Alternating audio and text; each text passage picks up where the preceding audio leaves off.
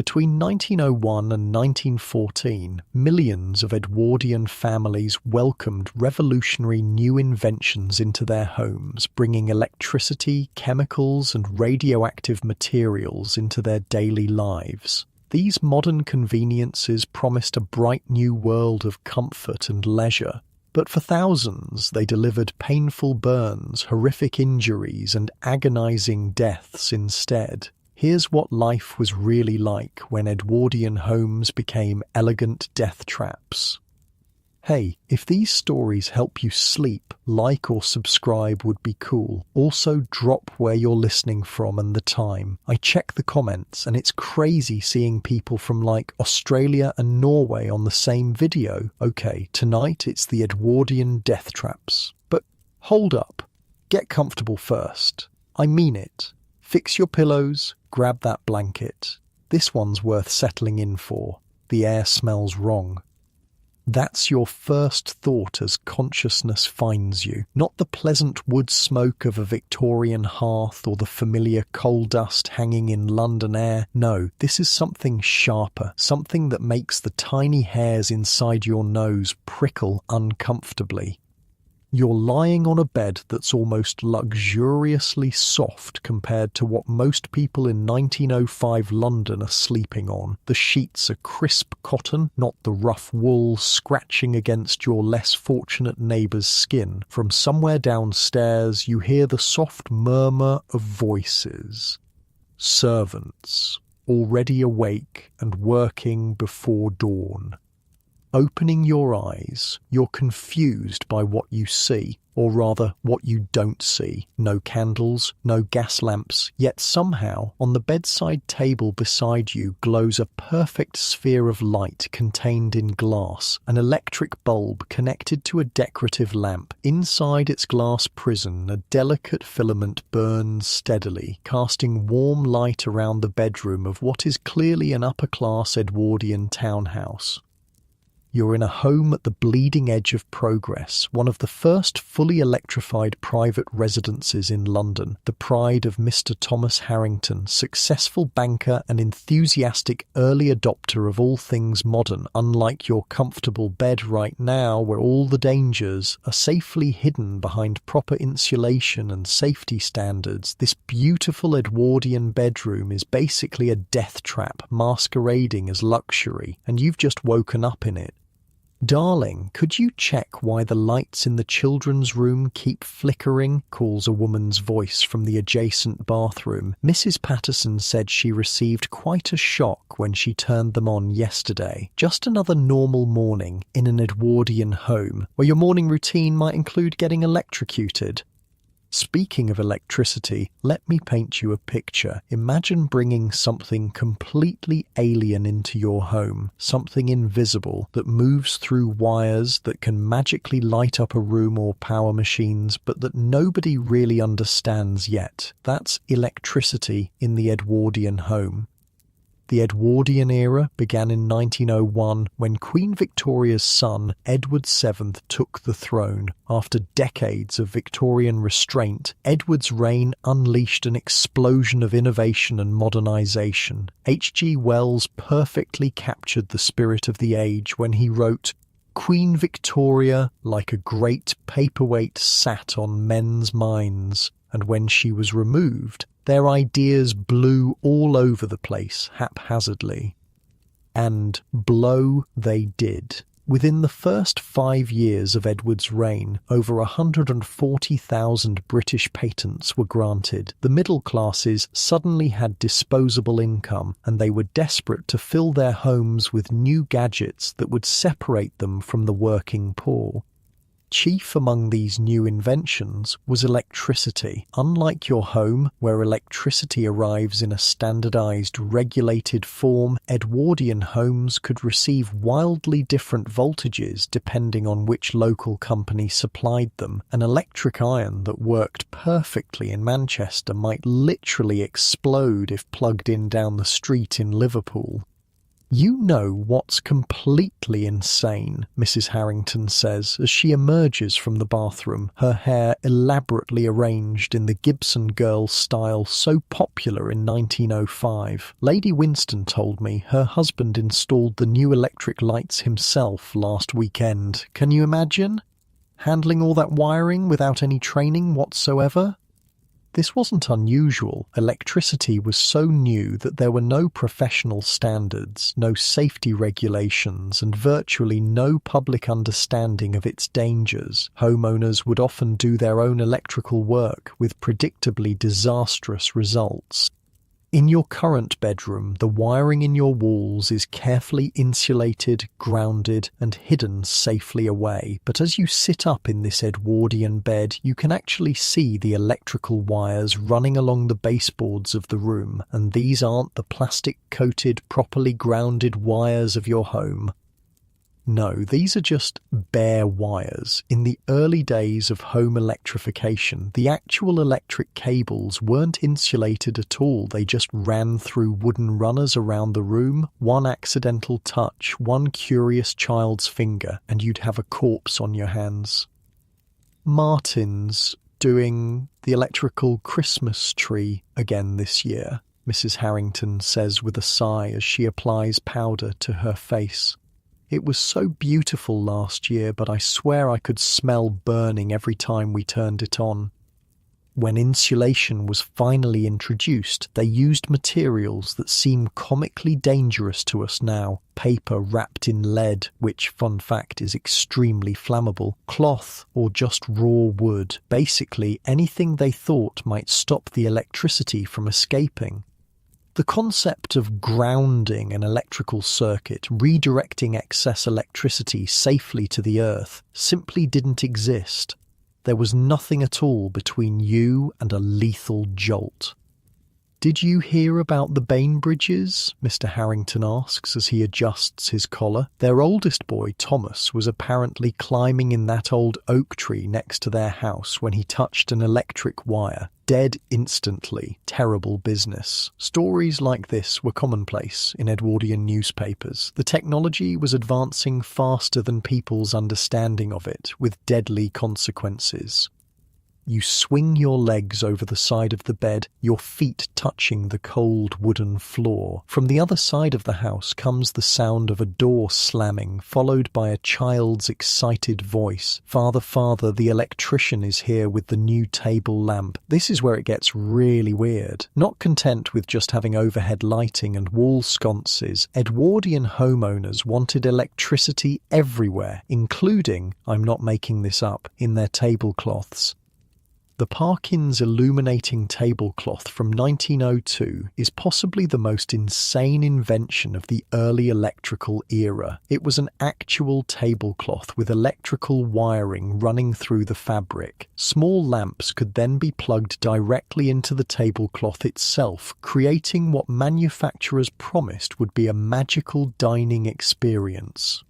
In reality, it was more like a death sentence waiting to happen. Imagine spilling a drink at dinner only for the liquid to seep into your electrified tablecloth. The newspapers of the time were filled with reports of horrific injuries and deaths from these kinds of devices. I can't believe the Hendersons got one of those electric tablecloths, Mr. Harrington says, shaking his head. Absolute madness, though I must admit it did look spectacular at their dinner party last week.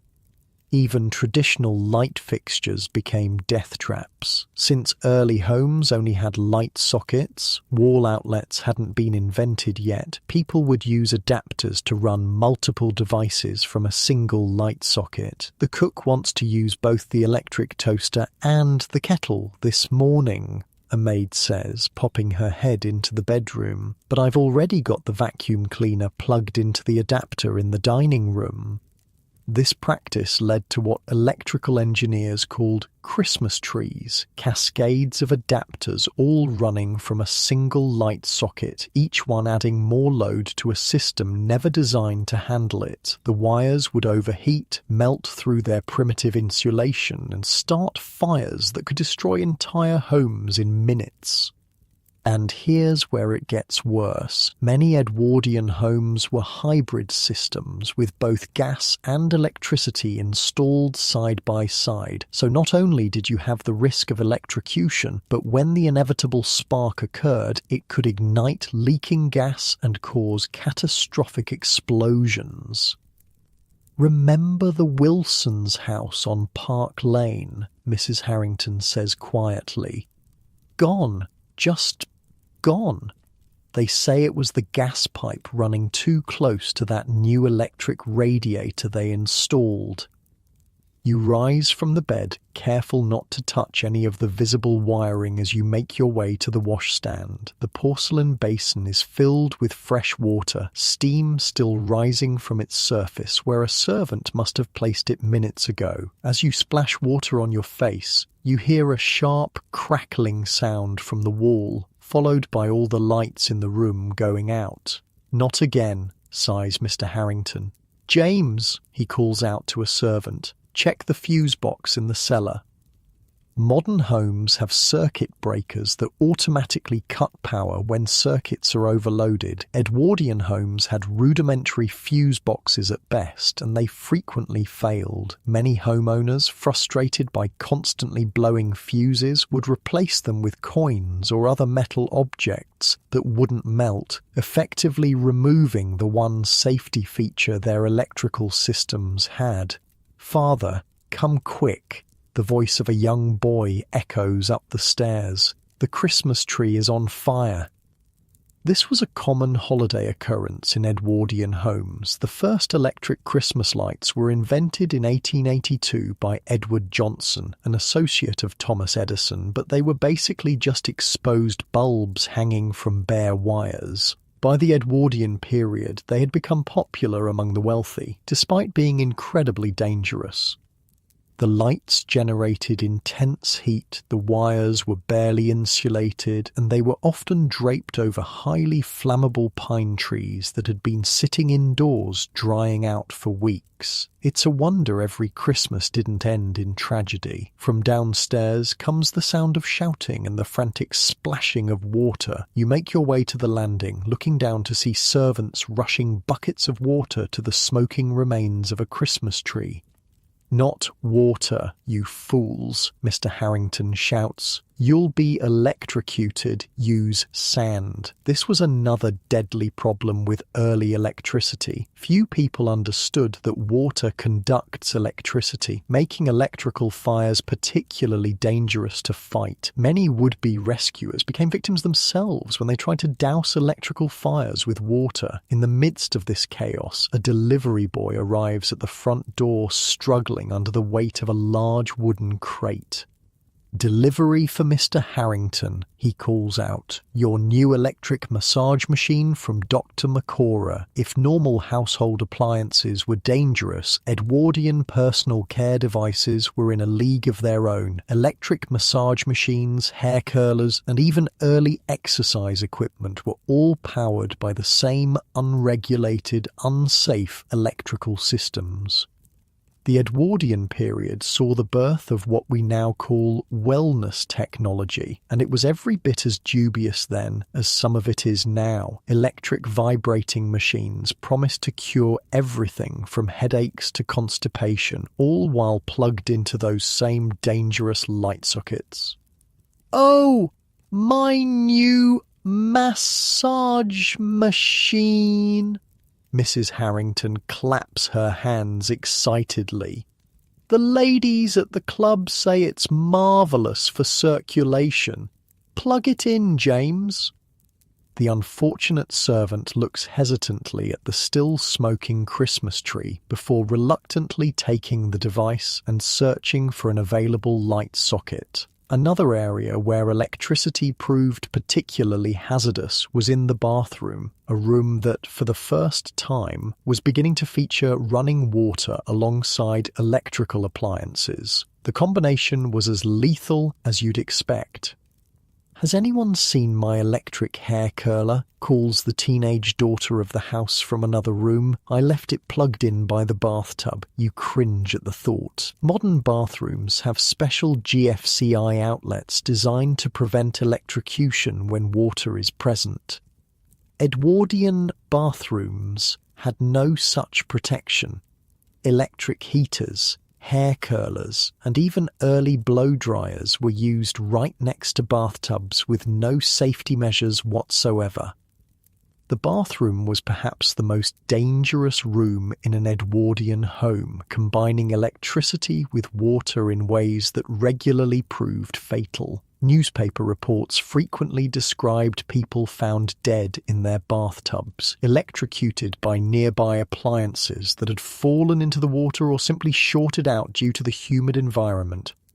"I read the most awful story in the paper yesterday," Mrs. Harrington says, as the family gathers for breakfast. "A woman in Manchester was found dead in her bath. Apparently, her electric heater fell in while she was bathing." "These things happen," Mr. Harrington replies casually, as if discussing the weather. "Price of progress, my dear." And that's really what it was about. Progress at any cost. The Edwardians were so enchanted with the possibilities of electricity that they were willing to accept the risks, or perhaps more accurately, they simply didn't understand the risks they were taking. As you sit down to breakfast, you notice even more electrical hazards in the dining room. The electric chandelier hanging over the table is connected to the ceiling by exposed wires. The electric toaster on the sideboard has a frayed cord, and there, in the corner, is an early electric heater with metal coils glowing red hot placed dangerously close to the curtains. "We're thinking of converting the kitchen entirely to electric," Mr. Harrington announces proudly. "No more coal dust or gas fumes." Mrs. Phillips next door says her cook is absolutely thrilled with their new electric range. What Mr. Harrington doesn't mention is that early electric stoves were essentially just exposed heating elements with knobs. No insulation, no safety features, and certainly no automatic shut-offs. Cooks and servants suffered terrible burns, and kitchen fires were common. The wealthy Edwardians who could afford electricity viewed it as a status symbol, something that separated them from the working classes who still relied on gas, coal, and candles. Having an electrified home meant you were modern, sophisticated, and on the cutting edge of society. But the reality was far less glamorous than the image. The servants who maintained these electrical systems suffered the most, experiencing shocks, burns, and sometimes death as they struggled to operate technology they didn't understand. "James got a terrible shock trying to change a bulb in the library yesterday," whispers a maid to another as they serve breakfast. "His hand went all stiff and he couldn't feel his arm for hours afterward. The doctor says he's lucky to be alive." As breakfast concludes, Mr. Harrington rises to his feet. "I've got something special to show you all," he announces with pride. "I've had the latest electrical marvel installed in my study." The family follows him excitedly, and you trail behind, curious about what new danger awaits. Inside the wood-panelled study, Mr. Harrington gestures dramatically toward his desk where a strange contraption sits. "Behold," he exclaims, "the electro-vigor." The device looks like something from a mad scientist's laboratory, a box with dials and switches connected to a series of metal pads and straps. "It's the latest in electrical health technology," he explains. "You attach these pads to your body, turn on the current, and it revitalizes your entire system. The American physician who invented it guarantees it will add 10 years to my life."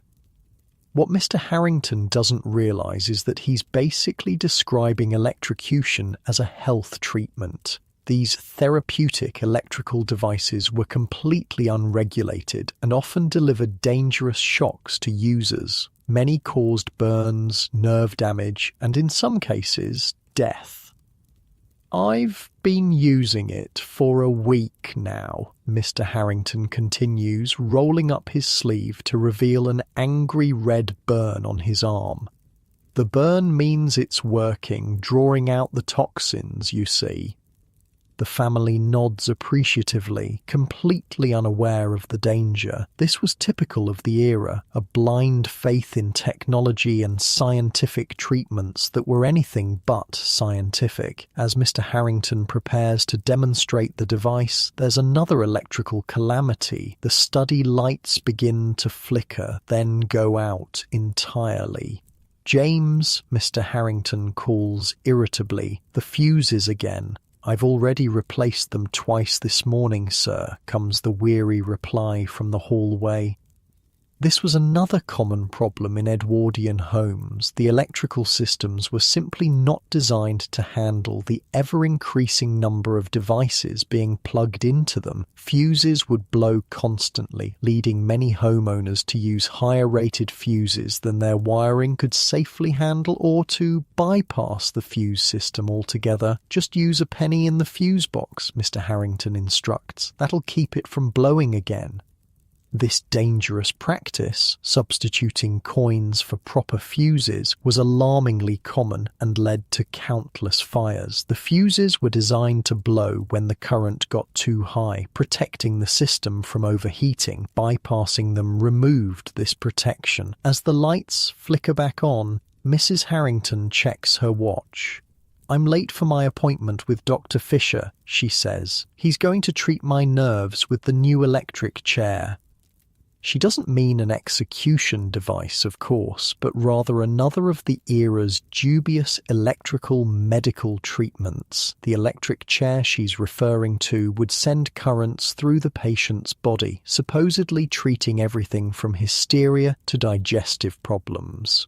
Like most Edwardian electrical medical devices, it was based on pseudoscience at best and was often dangerous. But it was marketed as the pinnacle of modern medical technology, and wealthy patients flocked to try it. "And I'm off to the club," Mr. Harrington announces. "They've just installed electric lights in the billiards room. No more playing in that ghastly gaslight." As the family disperses for their daily activities, you're left alone in the house with the servants, who are now busily cleaning around all the dangerous electrical fixtures. "Mind the wires, Mary," an older maid instructs a younger one who's dusting near an exposed electrical connection. Mrs. Simmons at Lord Blackwood's house was killed last month when her metal duster touched one of those. The casual way she says this, as if discussing the proper way to polish silver, is chilling. For the servant class, these new electrical dangers were just one more hazard in an already dangerous existence. As you wander through the house, you spot the youngest Harrington child, a boy of about 7, playing near an electrical outlet in the hallway. He's holding a metal letter opener, and to your horror, you realise he's about to poke it into the socket. "I wonder what happens if he begins. "Stop!" you shout, rushing toward him. The boy looks up in surprise, dropping the letter opener. "I was just curious," he says with a shrug. "Father says electricity is like a magical servant that lives in the walls." This was part of the problem. Electricity was so poorly understood that even adults described it in magical, mystical terms. Children weren't adequately warned of its dangers because many parents didn't fully understand those dangers themselves. "It's not magic," you tell him firmly. "It's dangerous. It can hurt you very badly." The boy looks skeptical. "Father says it's perfectly safe as long as you don't touch the wires, but how can something you can't see hurt you?" How indeed. This was the challenge of the early electrical age, teaching people to fear something invisible, something they couldn't smell, taste, or hear until it was too late. As the day progresses, you witness more electrical hazards throughout the house. The cook receives a shock from a faulty switch in the kitchen. A parlourmaid narrowly avoids setting fire to the curtains with an electric lamp placed too close to the fabric. The gardener, working outside, almost cuts through a buried electrical cable with his shovel. Each incident is treated as a minor inconvenience, not the potentially fatal hazard it actually is. This casual attitude toward electrical danger was typical of the era, a time when people were still learning, often through tragic experience, the rules of electrical safety. By evening, the family has returned home, and preparations for dinner are underway. The dining room is illuminated by the chandelier, which casts a warm glow over the table. It looks magical, but you can't help noticing the exposed wires running along the ceiling. "We're having the Pembrokes over tomorrow," Mrs. Harrington tells her husband. "Should we use the electric tablecloth? Lady Pembroke hasn't seen it yet, and I know she'd be terribly impressed." "Absolutely," Mr. Harrington agrees, "and let's use the new electric candles too. The whole works." As they discuss their plans, you notice the youngest son sneaking back toward that same electrical outlet, his curiosity apparently undeterred by your earlier warning. This time you decide to follow the boy without intervening. Perhaps this is a teaching moment that needs to happen, though you'll step in before any real harm occurs. The boy approaches the outlet cautiously, looking around to make sure no one's watching. He's carrying a different metal object now, a small toy soldier with a sword extended. Just as he's about to insert it into the socket, a servant rounds the corner, sees what he's about to do, and shouts in alarm. "Master Henry, stop that this instant!" The boy jumps, dropping the toy. "I just wanted to see what would happen," he mutters. "What would happen," the servant says sternly, "is that you'd get a nasty shock or worse. My cousin's boy did that with a knitting needle last year. Blew him clear across the room, it did. Never been right since." The servant picks up the toy and hands it back to the boy. "Electricity isn't a toy, Master Henry. It's dangerous, like fire, but worse because you can't see it." This was how electrical safety knowledge spread through Edwardian society, through stories of accidents and near misses passed from person to person like folk wisdom. There were no public safety campaigns, no educational programs in schools, just the accumulated knowledge of a society learning through trial and error. As evening falls and the family gathers for dinner, the dangers don't subside. If anything, they multiply. More lights are turned on, more appliances are used. The electrical system of the house groans under the strain. The lights keep dimming in the kitchen, a servant reports.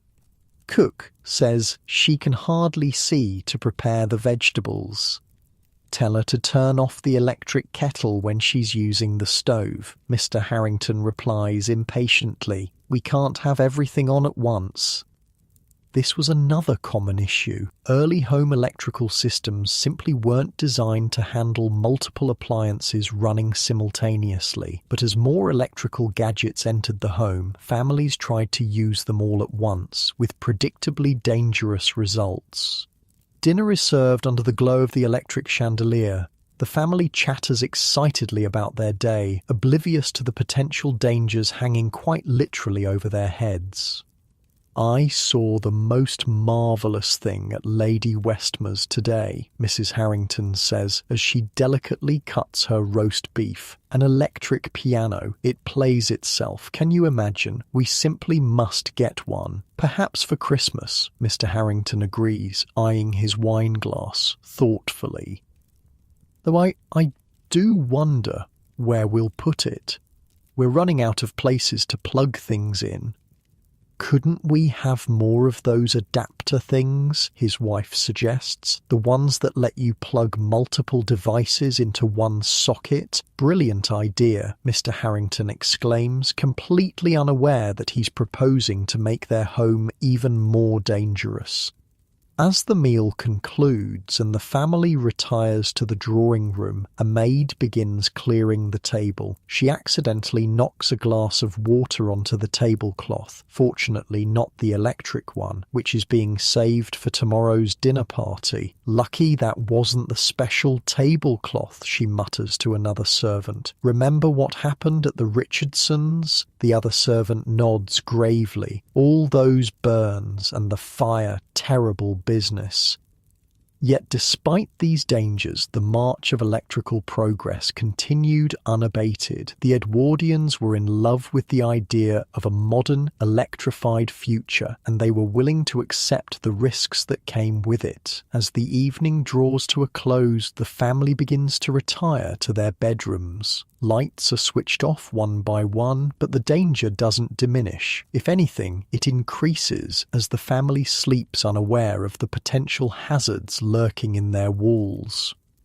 Mr. Harrington is the last to go upstairs. He makes his nightly rounds, checking that doors are locked and fires are out, but he pays no attention to the overloaded light socket in the hallway or the frayed wire on the lamp in his study. As he climbs the stairs, he passes you on the landing.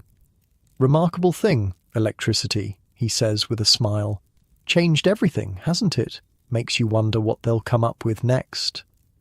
With that, he disappears into his bedroom, leaving you alone in the dimly lit hallway of this beautiful, deadly Edwardian home. And as you stand there, listening to the quiet hum of electricity flowing through the walls around you, you can't help but think how lucky you are to live in a time when these dangers are understood and controlled, when you can flip a light switch without risking your life. Unlike your own safe modern bedroom, the Edwardian house around you is a beautiful death trap filled with technological wonders that no one fully understands and dangers that no one adequately fears. You make your way back to the guest bedroom, carefully avoiding touching any switches or wires as you go. As you settle into bed, you notice something you missed this morning. A small electric heater placed near the curtains, its coils still glowing faintly red in the darkness. You get up and unplug it, just to be safe, because in an Edwardian home, safety was always an afterthought, if it was thought of at all. Progress came first, understanding second, and safety a distant third. Sounds a lot like the early days of social media, doesn't it? And as you drift off to sleep in this elegant electrical death trap of an Edwardian home, you can't help but wonder what other deadly surprises await in the morning.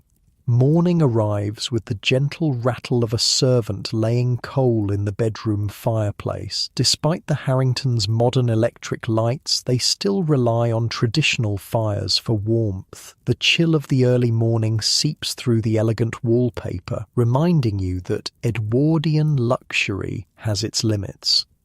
"Will you be joining the family for breakfast, sir?" the maid asks, keeping her eyes respectfully downcast. "Mrs. Harrington mentioned you might like to see the new icebox that arrived yesterday." Ah yes, the infamous Edwardian refrigerator, another marvel of modern technology that's just as likely to kill you as it is to keep your butter from melting.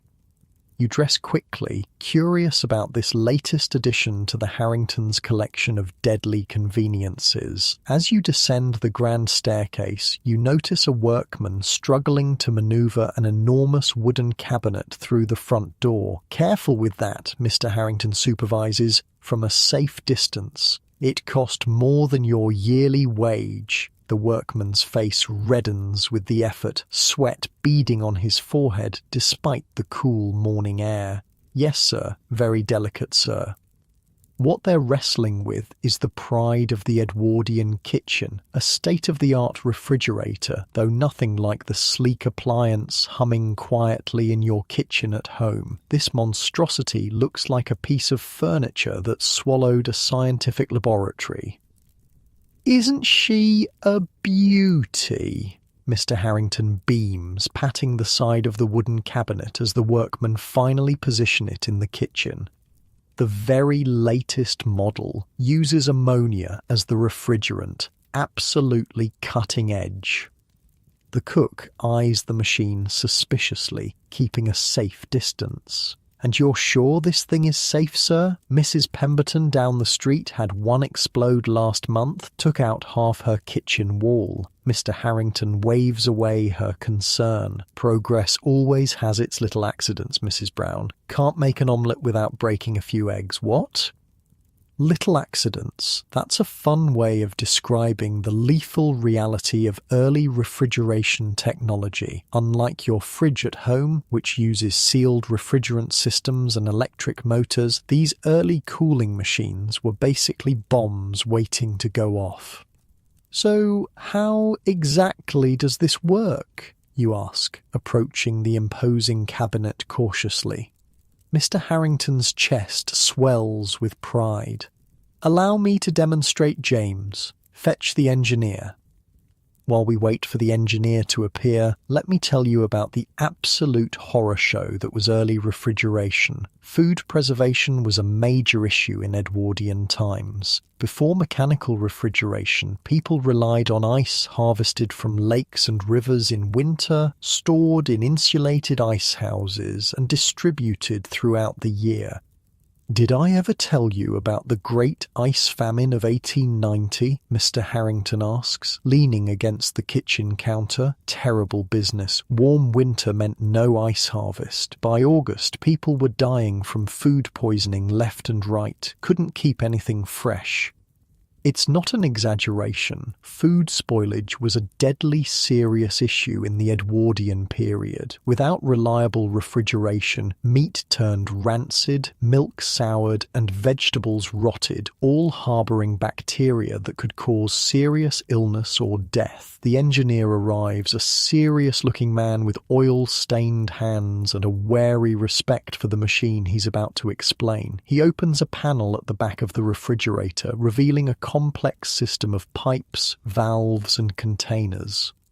"Now, sir," he begins, "this model uses a compression cycle with ammonia as the refrigerant. The motor here compresses the gas, which heats up. Then it cools in these condensing coils, turning to liquid. The liquid passes through this expansion valve, which drops the pressure, causing the liquid to evaporate and cool rapidly."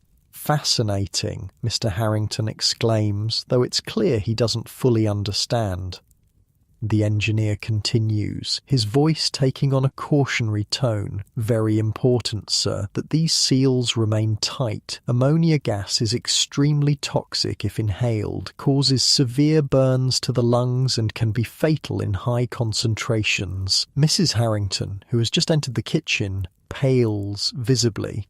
"Fatal? You didn't mention that when you ordered it, Thomas." "All the best refrigerators use ammonia, my dear," Mr. Harrington assures her, "or methyl chloride or sulfur dioxide. Perfectly safe as long as it stays in the pipes. That's a pretty big as long as, considering these machines were hand-built with rubber seals and soldered joints that frequently leaked. The refrigerant gases he's casually listing off are nightmarishly dangerous. Let's take ammonia. If you've ever used ammonia-based cleaning products, you know how the fumes can make your eyes water and your throat burn. Now imagine that concentrated 100 times and leaking into your kitchen in the middle of the night. Ammonia gas causes immediate burning of the eyes, nose, throat, and respiratory tract. In high concentrations, it causes pulmonary edema. Your lungs fill with fluid, and you essentially drown in your own secretions. Methyl chloride wasn't any better. This gas could cause severe neurological symptoms, including confusion, dizziness, and loss of consciousness. Long-term exposure led to permanent nerve damage, and it was flammable too, a perfect combination of poison and fire hazard. Then there was sulfur dioxide, which forms sulfurous acid on contact with the moist tissues of your eyes and lungs. Imagine having acid dumped directly into your respiratory system. That's what breathing sulfur dioxide feels like. "What's that noise it's making?" Mrs. Harrington asks nervously, as the refrigerator emits a low, ominous hum. That's just the motor, Ma'am, the engineer explains. It'll run for several hours, then shut off once it's cold enough inside. Then it'll start again when it warms up. And the smell? She wrinkles her nose. The engineer frowns, sniffing the air. There shouldn't be any smell, Ma'am. If you can smell ammonia, that means there's a leak. A sudden tension fills the kitchen. The engineer approaches the machine again, this time more cautiously. He runs his hand along the pipes at the back, checking the connections. I think it's just the newness of the metal, ma'am. No leak that I can detect, but if you ever notice a sharp, pungent odour like cat urine but stronger, everyone should leave the room immediately and open all the windows. Mr. Harrington claps his hands together. Well, there you have it, our very own modern refrigeration machine. No more depending on the iceman. We can keep food fresh right here in our own kitchen. The cook still looks sceptical. And how am I supposed to cook with this monster taking up half my kitchen? Progress requires some sacrifices, Mrs. Brown, Mr. Harrington says loftily.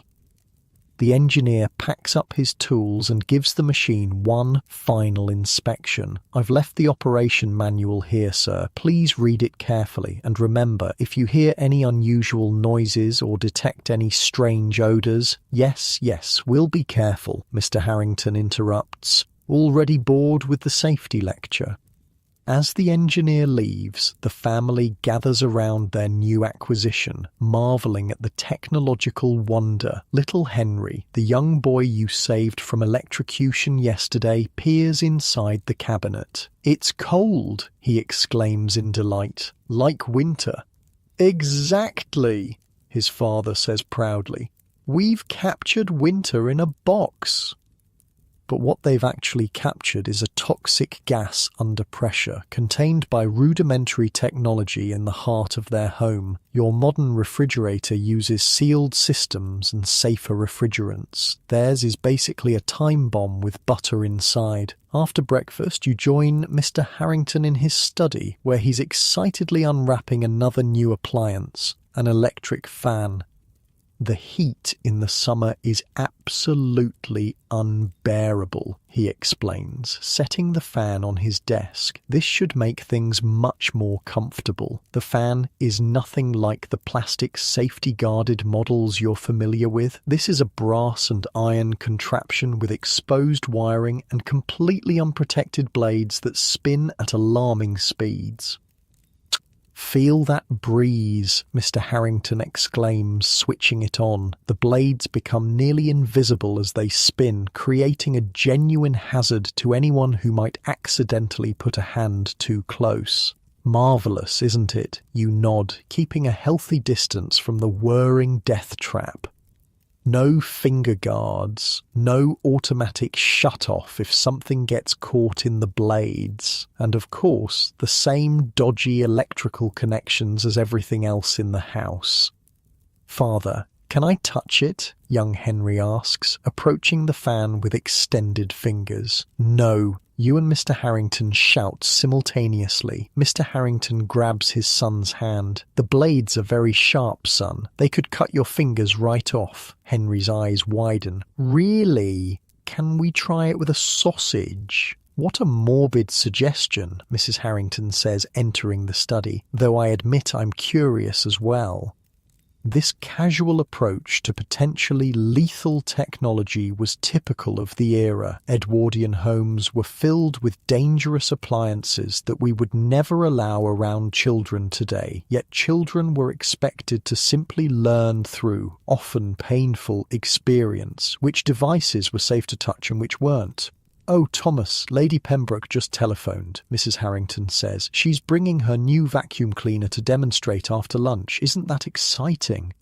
And here comes another dangerous Edwardian contraption. Early vacuum cleaners were enormous fuel-powered monsters that combined the worst aspects of internal combustion engines and poorly insulated electrical systems. "The improved puffing billy?" Mr. Harrington asks with interest. "I hear it's quite revolutionary." Yes, though apparently it takes 2 footmen to operate it, Mrs. Harrington replies, and she mentioned something about keeping buckets of sand nearby just in case. In case of what, you might wonder? Well, early vacuums had a tendency to backfire, overheat, or simply burst into flames. The first models weren't even electric. They used gasoline engines that would literally be running inside your house, spewing exhaust fumes and presenting a constant fire hazard. By lunchtime, the house is abuzz with activity. Servants are preparing for Lady Pembroke's visit, and the new refrigerator in the kitchen has reached its operating temperature. Cook says we can have ice cream for dessert today, Henry says excitedly as you take your seat at the dining table. The icebox made it, Mrs. Harrington smiles proudly. Our first refrigerated dessert. Isn't technology wonderful? You're about to reply when a loud hissing sound comes from the kitchen, followed by a scream and the sound of breaking glass. Mr. Harrington jumps to his feet. What the devil? The family rushes to the kitchen to find the cook standing by the open window, gasping for breath, while a maid lies unconscious on the floor. A thin, barely visible vapour is seeping from the back of the refrigerator. Ammonia leak, you shout, recognising the acrid smell. Everyone out now. Mr. Harrington doesn't hesitate. He scoops up the unconscious maid while you grab young Henry, and the family evacuates to the garden. James, open all the windows in the house, Mr. Harrington orders the butler, and telephone for the engineer immediately. As servants rush to ventilate the house, you check on the maid. She's breathing, but shallowly, her face flushed and her eyes watering even in unconsciousness. She needs a doctor, you tell Mr. Harrington. Ammonia can cause serious lung damage. Mrs. Harrington is pale with shock. I thought you said it was safe, Thomas. It is safe, he insists, though with less conviction than before. Just a minor mechanical issue, I'm sure. This wasn't an uncommon scene in Edwardian homes that adopted early refrigeration technology. Refrigerant leaks caused countless injuries and deaths. The gases used were chosen for their thermodynamic properties, with almost no consideration for human safety. A doctor arrives shortly before the engineer returns. The maid is taken to her room, diagnosed with chemical burns to her respiratory tract. She'll recover, the doctor assures the family, but she's fortunate she wasn't exposed longer. Ammonia can be deadly. The engineer examines the refrigerator with a grave expression. Seal failure on the main compression chamber, he explains. Not uncommon in a new machine. The vibration sometimes loosens the fittings during transport. But you can fix it, Mr. Harrington asks anxiously. Oh, certainly, sir. Just need to replace the seal and recharge the system. The engineer hesitates, though I should mention this model has had some incidents at other homes. Nothing serious, just minor leaks and the occasional small fire. Fire? Mrs. Harrington repeats faintly. It can catch fire too. The engineer looks uncomfortable. Well, Mum, if the motor overheats and there happens to be a gas leak near an ignition source, he doesn't need to finish the sentence. The implication is clear enough. Their expensive new refrigerator could potentially explode, releasing toxic gas and starting a fire all at once.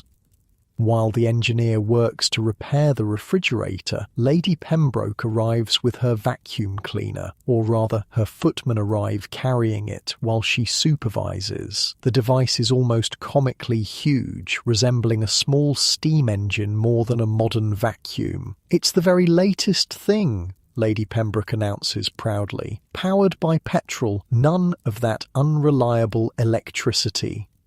Because clearly, what every home needs is an internal combustion engine running indoors. The vacuum cleaner consists of a gasoline motor connected to a series of hoses and brushes. The noise when they start it is deafening, and the smell of exhaust quickly fills the drawing room.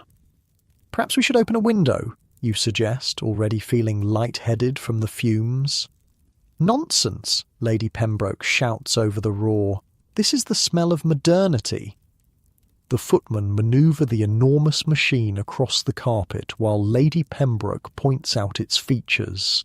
"See how it sucks everything up? And it only weighs 50 pounds. My footman can easily move it from room to room." The poor servants look less than thrilled with this arrangement, struggling with the unwieldy device as it belches smoke and vibrates alarmingly. One of them has visible burns on his hands from the hot engine housing. "And how often does it need refuelling?" Mr. Harrington asks, eyeing the machine with a mixture of fascination and concern. "Oh, every hour or so," Lady Pembroke replies casually, though one must be careful when adding petrol. "There was an unfortunate incident at the Blackwoods last week." Their drawing-room curtains caught fire. Mrs. Harrington looks horrified, but her husband is clearly tempted by this latest technological marvel. "Perhaps we should get one, my dear. Think of the time it would save the maids. The maids who would have to carry a 50-pound engine up and down the stairs?" Mrs. Harrington asks pointedly. Before Mr. Harrington can respond, there's a sputtering sound from the vacuum, followed by a small backfire that makes everyone jump. A plume of black smoke erupts from the motor. "Just needs adjusting," one of the footmen says quickly, his expression suggesting this happens regularly. He fiddles with something on the engine, and the sputtering subsides. Lady Pembroke carries on as if nothing unusual has happened. "As I was saying, it's so much more hygienic than sweeping. All the dust is collected in this bag, you see." The bag in question appears to be made of some flammable fabric and is positioned directly above the hot engine. You make a mental note of the nearest exit, just in case. After the vacuum demonstration concludes, mercifully without any fires or explosions, the conversation over tea turns to other modern appliances that are transforming Edwardian homes. "The Wilkinsons have just installed an electric washing machine," Lady Pembroke informs the group, "though I hear it shook so violently during the spin cycle that it broke through the laundry room floor and fell into the cellar." Everyone laughs as if this is a charming anecdote rather than a terrifying structural failure. Early washing machines were indeed dangerous contraptions with exposed motors, minimal safety features, and a tendency to vibrate violently enough to walk across rooms. "And what about electric irons?" Mrs. Harrington adds. "My sister says hers caught fire last month while she was using it. The cords simply melted." Again, this is treated as an amusing quirk rather than a serious safety issue. Edwardian electric irons had no temperature controls, no automatic shutoffs, and frequently overheated to the point of combustion. The insulation on the cords was rudimentary at best, and fires were common. "Progress has its little inconveniences," Mr. Harrington says with a chuckle. "Little inconveniences. Is that what we're calling household fires and toxic gas leaks now?" You can't help but comment. There's an awkward pause before Lady Pembroke laughs. "How refreshing to meet someone who speaks so directly. But surely you can't deny that these modern conveniences make life so much more comfortable, despite the occasional mishap." "I suppose it depends on how you define comfort," you reply. "Is it comfortable to worry that your refrigerator might poison your family in the night, or that your vacuum cleaner might burn your house down?" Mr. Harrington frowns. "You sound like my father. He refused to have gas lighting installed because he'd read about an explosion in some home in Manchester, lived his entire life by candlelight, the old fossil. If everyone thought that way, we'd never advance." There's advancing, and then there's advancing responsibly, you point out. Testing for safety before putting devices in homes with children. Testing costs money, Lady Pembroke dismisses, and delays progress. Better to get these marvellous inventions into homes quickly. Don't you think the minor risks are simply the price of being modern? This attitude, that safety was less important than being on the cutting edge, was pervasive among the Edwardian upper classes. New technology was a status symbol, regardless of the dangers it presented, and since servants typically bore the brunt of the risks, operating these dangerous devices daily, the wealthy owners could maintain a certain detachment from the very real hazards in their homes. As evening approaches, the engineer finally completes his repairs on the refrigerator. "Good as new, sir," he assures Mr. Harrington, "though I'd recommend having it serviced monthly, just to be safe." Mr. Harrington nods absently, already focused on his next technological acquisition. "I'm thinking of getting an electric clothes dryer next," he tells you as you head upstairs to prepare for dinner. "They say it can dry a shirt in under an hour. Isn't that remarkable?" You think about the combination of high heat, flammable lint and questionable electrical connections that an early clothes dryer would represent and suppress a shudder. Remarkable indeed. In your room, as you change for dinner, you hear a hissing sound that makes your blood run cold. Rushing to the window, you throw it open and take a deep breath of fresh air before investigating. The sound is coming from the bathroom next door. Opening the bathroom door cautiously, you discover the source, a new device installed beside the bathtub. It's an early water heater using gas to heat water directly in the bathroom. The pilot light has gone out and gas is leaking into the enclosed space. You quickly turn the valve to shut off the gas supply, then open the bathroom window wide. Another disaster narrowly averted. This was yet another deadly convenience of the Edwardian home. Instant hot water provided by gas heaters installed directly in bathrooms with minimal ventilation. Carbon monoxide poisoning was common, as was gas asphyxiation when pilot lights failed. As you head down to dinner, reflecting on yet another brush with death courtesy of Edwardian technology, you can't help but wonder what other lethal innovations await in this house of deadly convenience. But that's a worry for tomorrow. Tonight you'll be dining under that electrified chandelier in a room warmed by an unvented gas heater, eating food preserved by toxic chemicals in a refrigerator that's already tried to kill one person today. Just another evening in an Edwardian home where comfort and convenience come with a side of mortal peril, and the line between cutting-edge technology and elaborate death trap is vanishingly thin.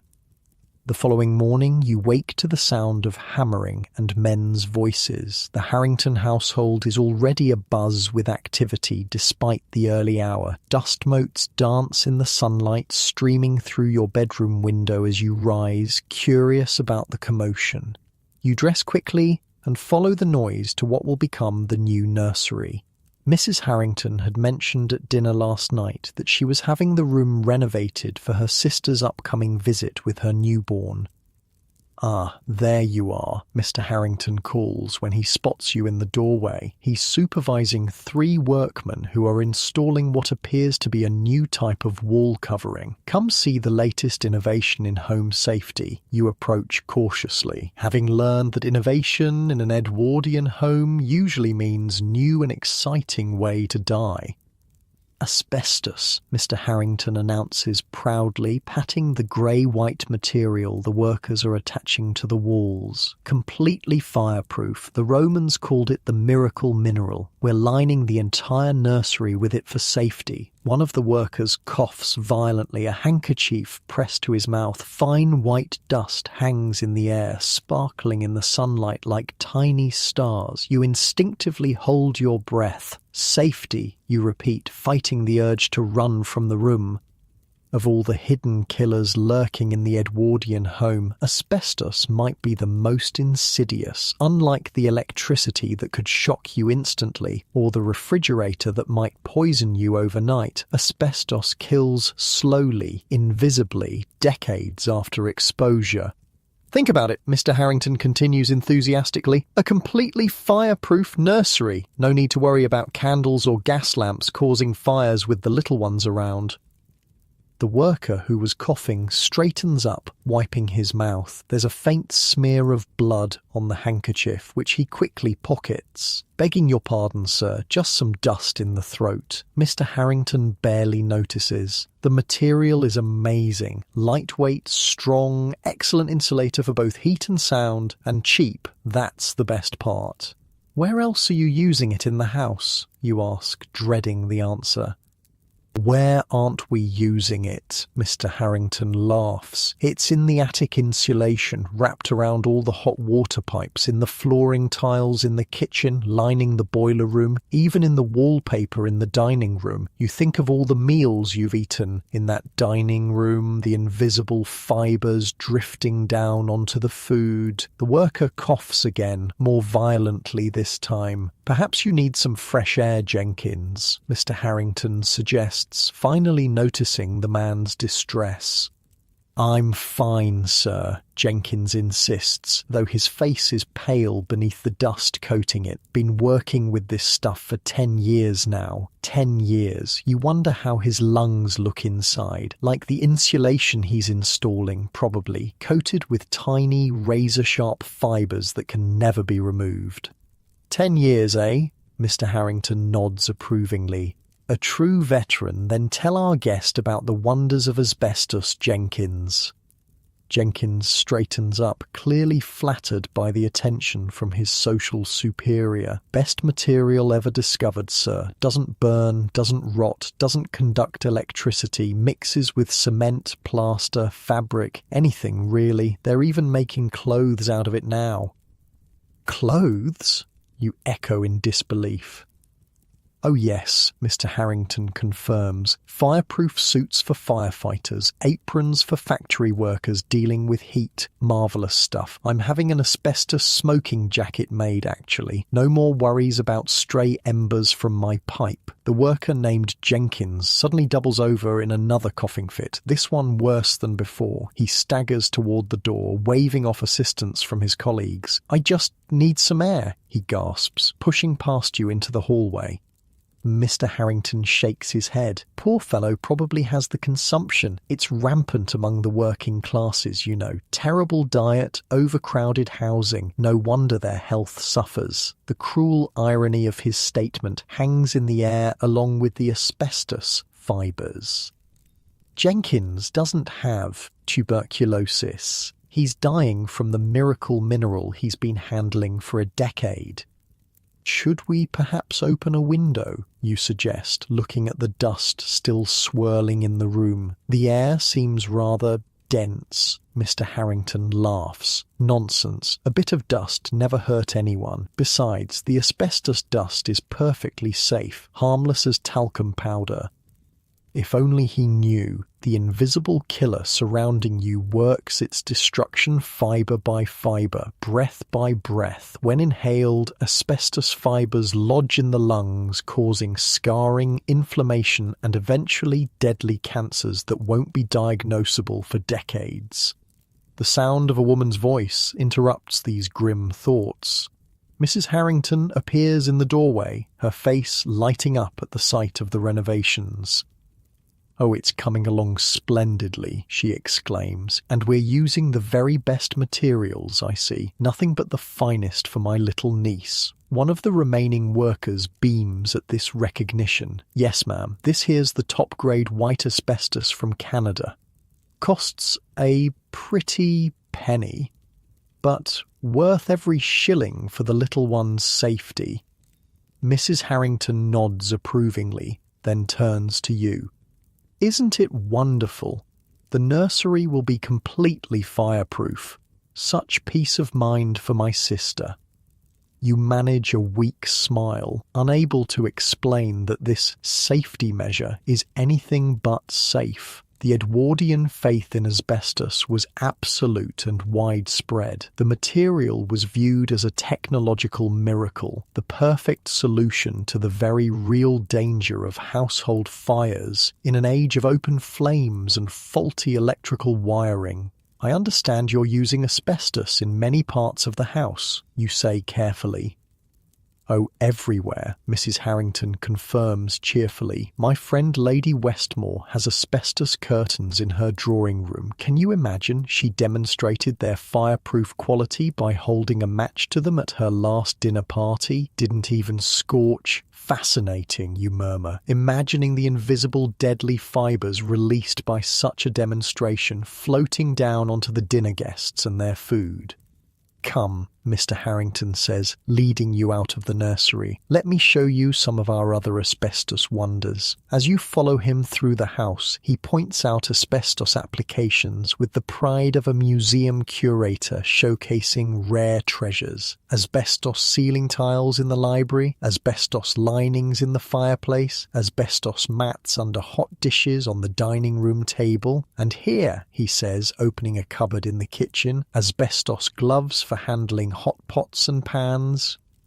He pulls out what look like crude oven mitts, grey-white and stiff. Cook uses these every day. No more burned fingers. No, you think grimly, just scarred lungs and eventual cancer. And upstairs, Mr. Harrington continues, we have asbestos insulation around all the electrical wiring, prevents fires from short circuits, you know.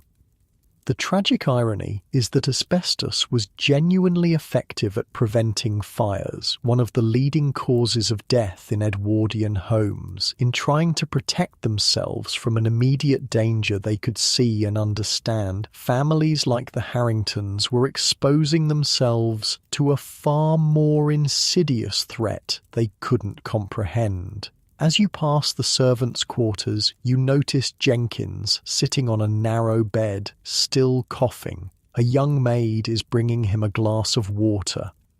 Perhaps Jenkins should see a doctor, you suggest to Mr. Harrington. That cough sounds serious. Mr. Harrington glances dismissively at the worker. Workers are always coughing. It's the nature of their occupation. Dust, fumes, all sorts of things they encounter, part of their lot in life, I'm afraid.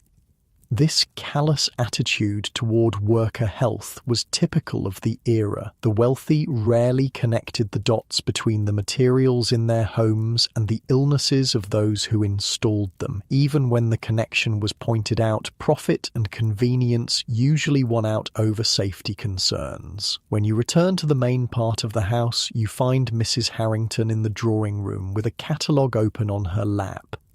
"Look at this," she says excitedly, pointing to an advertisement. "Asbestos table linens, completely washable and fireproof. We simply must order some for the dinner party next week." You peer at the advertisement, which shows a smiling woman in Edwardian dress, proudly displaying a tablecloth.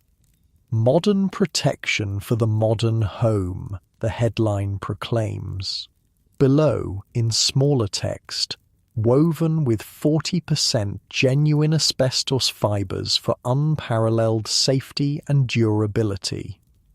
"And look here," Mrs. Harrington continues, turning the page. "Asbestos baby blankets keep your little one warm and safe from fire hazards. Wouldn't that be perfect for my niece?" A chill runs through you at the thought of an infant wrapped in asbestos fibres, breathing them in with every tiny breath.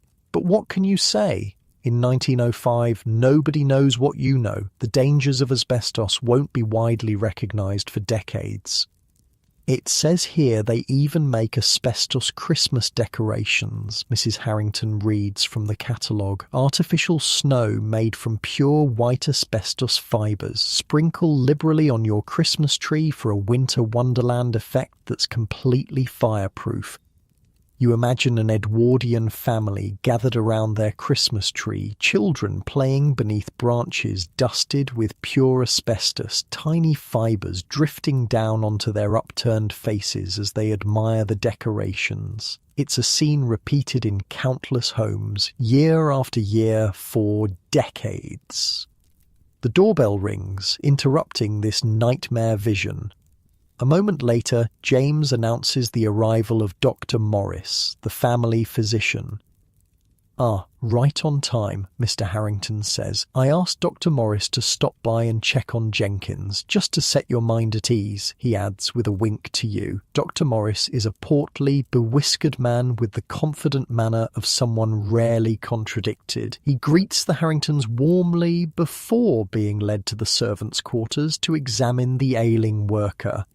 While he's gone, Mrs. Harrington returns to her catalogue, circling items for future purchase. Asbestos theatre curtains, asbestos ironing board covers. Oh, and look, asbestos toothpaste for a polished smile that resists heat and decay. How clever. You suppress a groan, wondering if there's anything the Edwardians won't add asbestos to. The answer, you know from history, is no. The miracle mineral found its way into thousands of products, from cigarette filters to talcum powder to the fake snow used in The Wizard of Oz. Dr. Morris returns looking grave. "The man should rest for a few days," he informs Mr. Harrington. "His lungs sound quite congested." "What's the diagnosis?" Mr. Harrington asks. "Early pneumoconiosis, I suspect," the doctor replies. "Dust in the lungs, common among miners, stonemasons, and increasingly, I find, among those who work with asbestos." Mr. Harrington frowns. "You're not suggesting the asbestos is causing his condition?" Dr. Morris hesitates, clearly unwilling to directly contradict his wealthy patient. There have been some observations in medical journals, nothing conclusive of course, but there are reports of lung disease among asbestos workers dating back to Roman times. "Roman times!" Mr. Harrington scoffs. "Next you'll be telling me the Romans had automobiles." No, it's much more likely poor Jenkins has the consumption, or perhaps he smokes too much." The doctor nods, unwilling to press the point. "Quite possibly. In any case, rest is prescribed, and perhaps a different assignment when he returns to work, something less dusty." After the doctor leaves, Mr. Harrington dismisses the incident entirely. "Doctors see problems everywhere these days, always inventing new diseases with fancy names. In my father's time, there were only about 5 illnesses a person could get, and most of them were cured by fresh air and whiskey." "But if there's a chance the asbestos is dangerous," you venture carefully, "mightn't it be prudent to take some precautions? Perhaps the workers could wear masks." Mr. Harrington laughs. "Masks? They'd look ridiculous. Besides, asbestos has been used for thousands of years. The Romans wove it into their tablecloths. If it were dangerous, don't you think someone would have noticed by now?"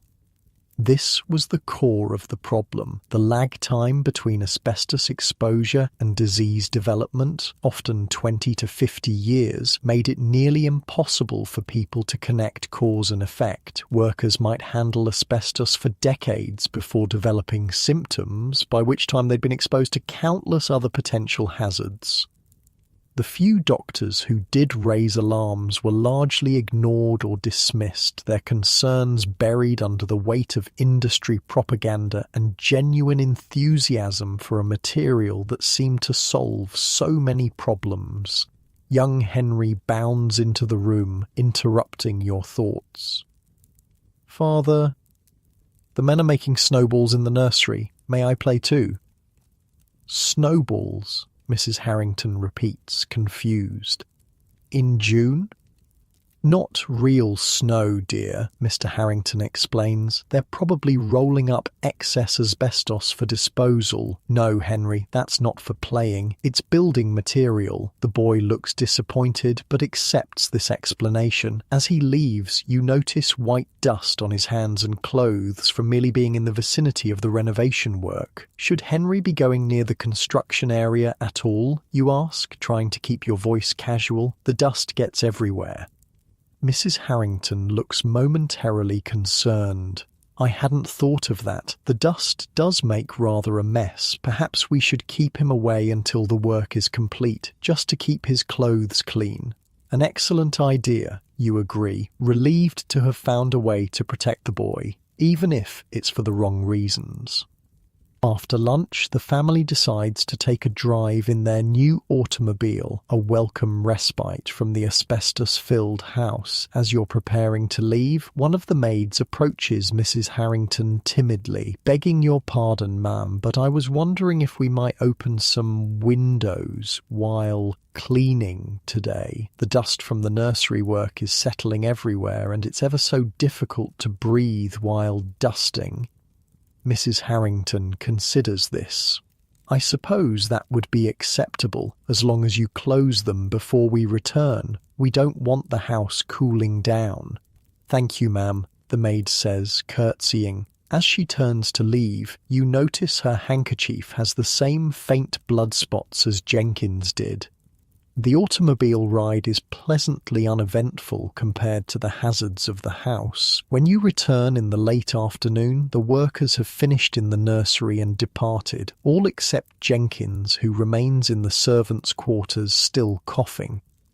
Mr. Harrington leads you proudly to inspect the completed work. The nursery walls now gleam with a smooth, pale coating of asbestos plaster. The ceiling features asbestos tiles in a decorative pattern. Even the floor has been laid with asbestos-containing linoleum. Completely fireproof, Mr. Harrington declares proudly.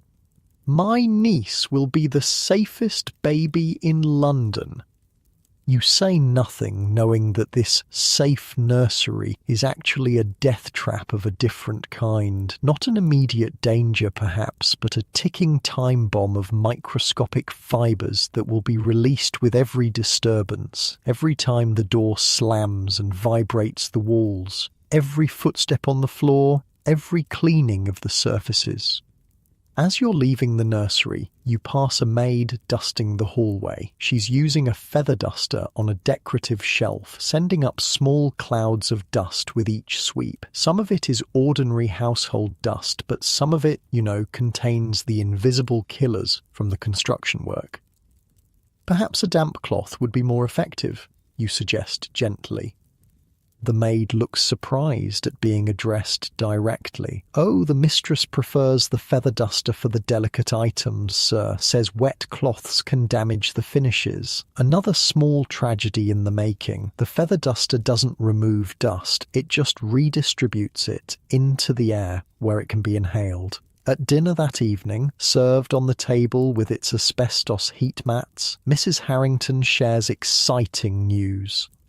I've ordered those asbestos tablecloths and napkins, she announces. They should arrive next week, just in time for the dinner party. And the salesman suggested the most wonderful thing. Asbestos clothing. Clothing? You repeat, fork pausing halfway to your mouth. Yes! They're making undergarments with asbestos woven into the fabric. Completely fireproof. After that terrible incident with Lady Westerham's dress catching fire at the opera, I think it's a marvellous precaution. Mr. Harrington nods approvingly. Very sensible, my dear. With all these new electric and gas appliances, one can't be too careful about fire hazards. The irony is suffocating. In their quest to protect themselves from the very real danger of fire, the Harringtons are surrounding themselves with a far deadlier hazard. After dinner, you join Mr. Harrington in the library for brandy. As he pours the drinks, you notice his cigarette case on the table, emblazoned with the logo of a popular brand that you happen to know from your historical knowledge used asbestos in their filters. I've been meaning to ask, Mr. Harrington says, handing you a glass. What do you think of all our modern improvements? Quite impressive, aren't they? You choose your words carefully. They're certainly innovative, though I sometimes wonder if the rush to adopt new materials and technologies might occasionally outpace our understanding of their effects. Mr. Harrington laughs. A philosopher, eh? Well, I suppose there's always some risk with progress. Can't make an omelette without breaking eggs. What? But just look at how much safer and more comfortable our homes are now than in our grandparents' day. Safer in some ways, perhaps, The risk of fire, a terrifying and immediate danger in an era of open flames and flammable building materials, was genuinely reduced by asbestos. But at what cost? Later that night, as you prepare for bed, you notice something on your nightstand that wasn't there before. A small gift box with a card from Mrs. Harrington. Inside is a pair of sleeping gloves lined with, what else? Asbestos. For toasty, warm hands on cold nights, the card reads, the very latest in fireproof comfort. You place the gloves carefully back in their box, unwilling to touch them more than necessary. Then you open your window wide, despite the evening chill, and take several deep breaths of the relatively clean London air. In your comfortable bed at home, you don't have to worry about invisible killers lurking in your walls, your floors, your ceiling. But in this Edwardian house, they're everywhere, woven into the fabric of daily life, celebrated as miracles of modern science, invited in with open arms by families who have no idea what they're really bringing home. And the saddest part, the full tragedy of asbestos won't become apparent for decades. Many of the people filling their homes with the miracle mineral in 1905 won't live to see its dangers fully revealed, but their children will, those babies in asbestos-lined nurseries. Wrapped in asbestos blankets, breathing asbestos dust with every breath, they'll discover the truth in the hardest possible way. As you drift off to sleep, you can still hear Jenkins coughing in the servants' quarters, a ghostly reminder of the hidden killer that has already claimed its first victim in this house, the first of many, though the Harringtons will likely never make the connection. Tomorrow will bring new wonders and new hazards in this Edwardian home, but for now, with your window open to the night air, you can at least breathe easily, even as you wonder what other invisible dangers might be lurking in the marvellous modern conveniences all around you. The next morning you're awakened by excited female voices drifting up from downstairs. Glancing at the small clock on your bedside table, you see it's barely 9, early for social calls in Edwardian London. You dress quickly, curious about the commotion. As you descend the grand staircase, the voices grow louder, punctuated by delighted laughter and exclamations. Following the sound to the drawing room, you find Mrs. Harrington surrounded by 3 elegantly dressed women, all fawning over what appears to be a collection of ornate bottles and boxes spread across a table. "Ah, there you are," Mrs. Harrington calls when she spots you. "Come meet my friends. We're having a little beauty demonstration this morning." The women turn to look at you with identical porcelain white faces, their eyes unnaturally bright, lips stained an artificial red. There's something unsettling about their appearance, a uniformity that borders on the uncanny. Each woman's skin has the same deathly pallor, the same painted doll quality. "Ladies, this is our house guest," Mrs. Harrington says, "and these are my dearest friends, Lady Pembroke, whom you've met, Mrs. Alcott, and Miss Fairchild." You bow politely, trying not to stare at their ghostly complexions. Unlike your time, where tanned skin is often considered healthy and attractive, these Edwardian women have deliberately made themselves look almost corpse-like. "We're sampling the latest beauty preparations from Paris," Mrs. Harrington explains, gesturing to the array of products on the table. Madame Delacroix has sent her assistant to demonstrate them. The assistant is a striking French woman in her 30s, elegantly dressed in black, with the same artificially white complexion as the others. She smiles at you briefly before returning her attention to unpacking more products from a large case. "Madam says these are the exact same preparations used by the Empress of Russia," the assistant explains in accented English, "guaranteed to preserve youth and beauty for decades. What they're actually guaranteed to do, is poison anyone who uses them." But looking at the rapt expressions on the women's faces, you realise they have no idea of the dangers lurking in those pretty bottles and jars. "This," the French assistant says, holding up a small blue glass jar, "is our famous crème céleste. It creates the perfect lily-white complexion that is so fashionable." She opens the jar, revealing a thick white cream. A subtle metallic odor reaches your nostrils, making you step back instinctively. You recognize that smell from history books. Lead. "May I?" Mrs. Alcott asks eagerly, already dipping her fingers into the jar. "But of course," the assistant smiles. "Apply it generously. The effect is more dramatic with a thick application." Mrs. Alcott scoops a large dollop of the white cream and begins slathering it onto her already pale face. "It tingles," she exclaims. "That means it's working, yes?" "Indeed," the assistant confirms. "That is the special ingredient activating."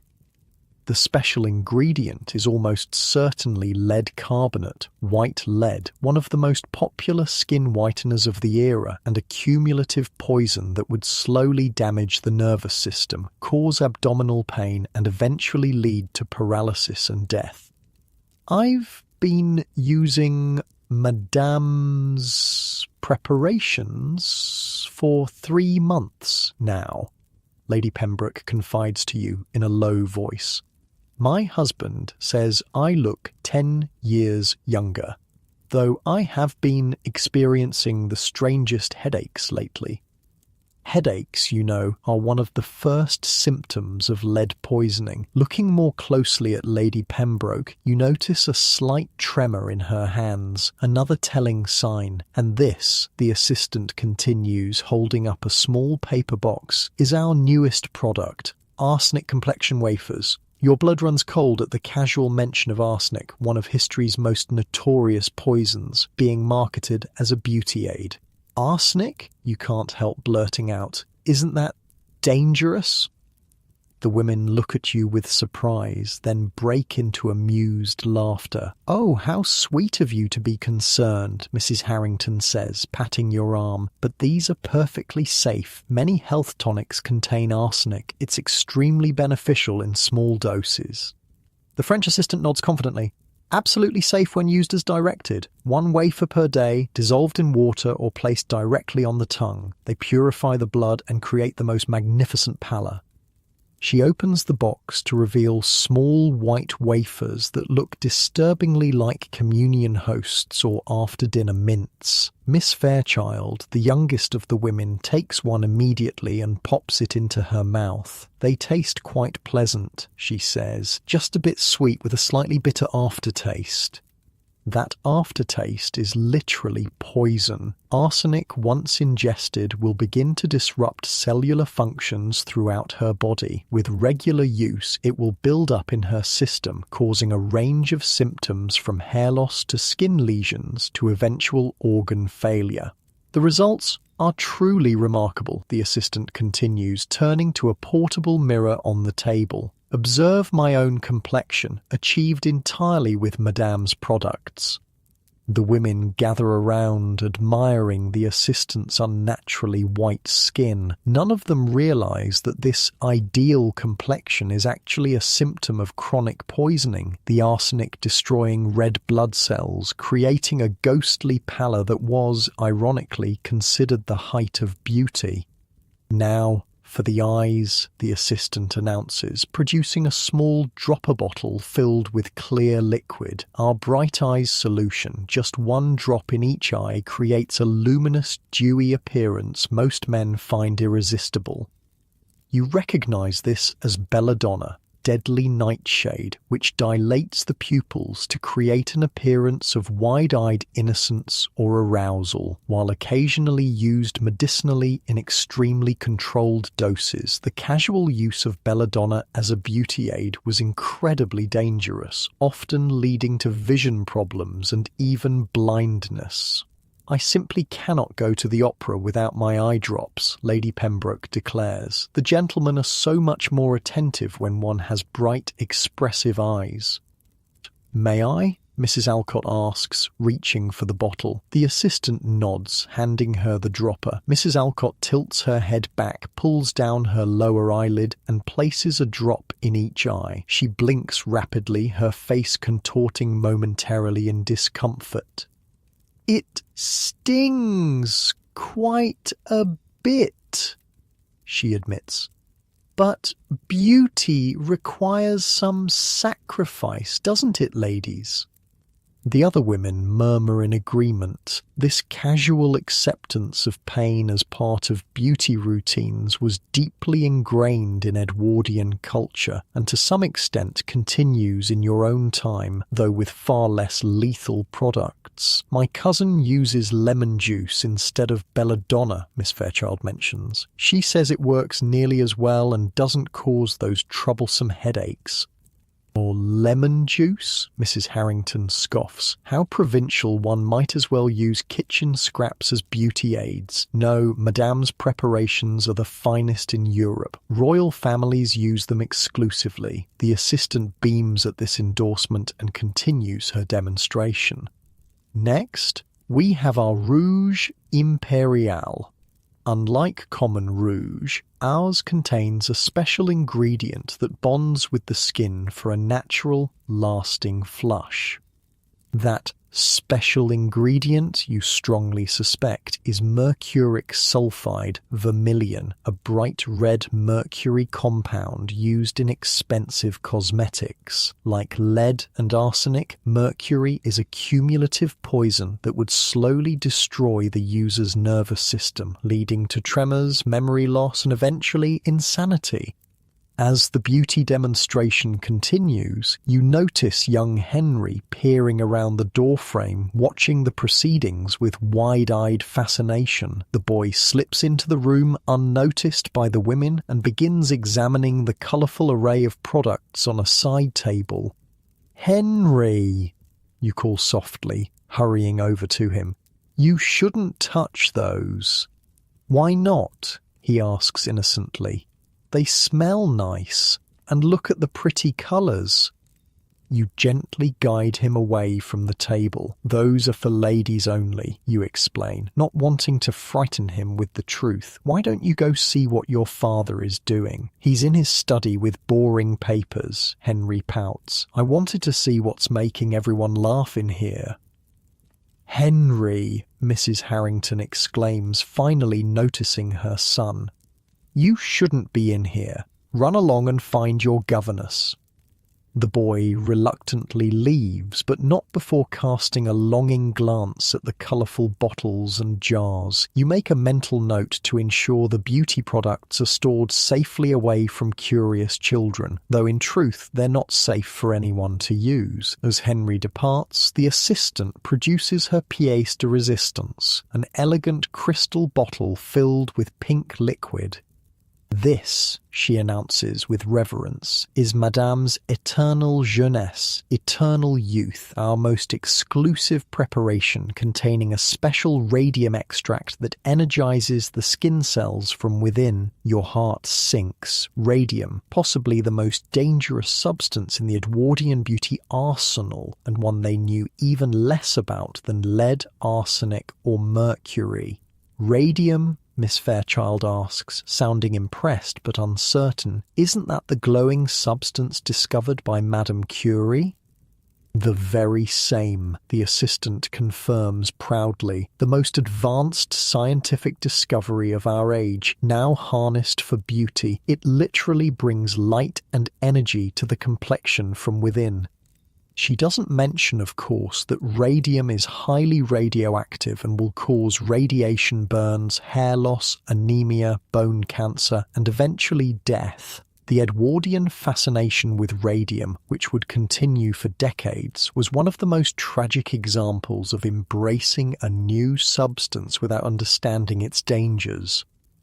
"It's terribly expensive," Mrs. Harrington explains to her friends, "but worth every penny. I've been using it for a month now, and I'm certain my complexion has improved dramatically. Thomas even commented on my glow last week." The tragic irony is that she probably was glowing, literally, as the radium destroyed her skin cells and DNA. The application must be precise, the assistant explains, demonstrating by dabbing the pink liquid onto Mrs. Harrington's cheeks, a small amount each morning and evening, massaged gently into the skin. Never apply near the eyes or mouth. This caution, isn't because they understand radium is dangerous, but simply because the preparation might irritate sensitive areas. They have no concept of the true radioactive hazard they're handling. "How long does a bottle last?" Lady Pembroke asks, examining the crystal container with naked envy. "With proper use, approximately 2 months," the assistant replies, though many of our clients report that they begin to see results after just 2 weeks, and often use it more frequently thereafter.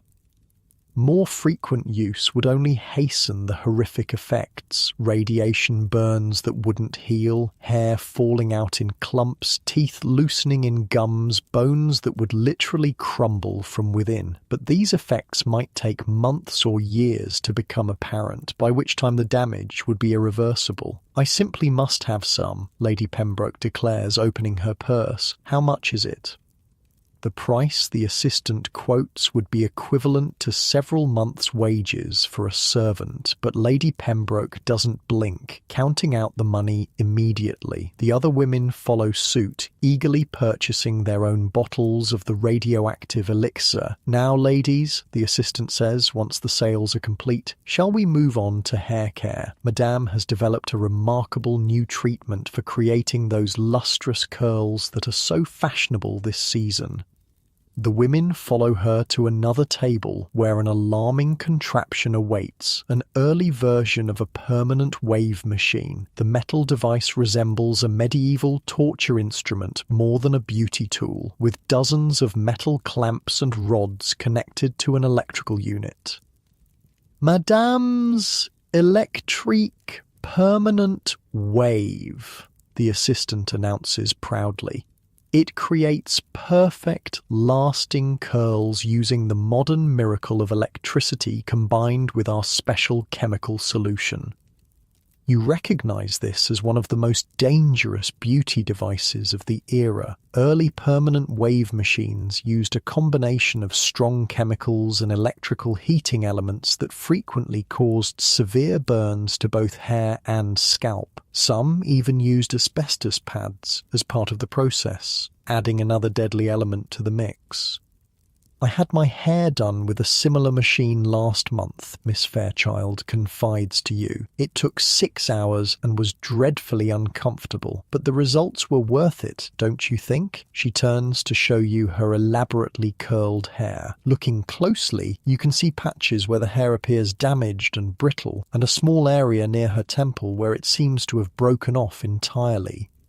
Or very impressive, you manage, wondering how much of her hair will survive a few more such treatments. "Who would like to volunteer?" the assistant asks, gesturing to the menacing machine. Mrs. Alcott steps forward eagerly. "I would. My husband adores curls, but my hair is so stubbornly straight." "Excellent. Please sit here." Mrs. Alcott settles into the chair while the assistant begins applying a strong-smelling chemical solution to sections of her hair.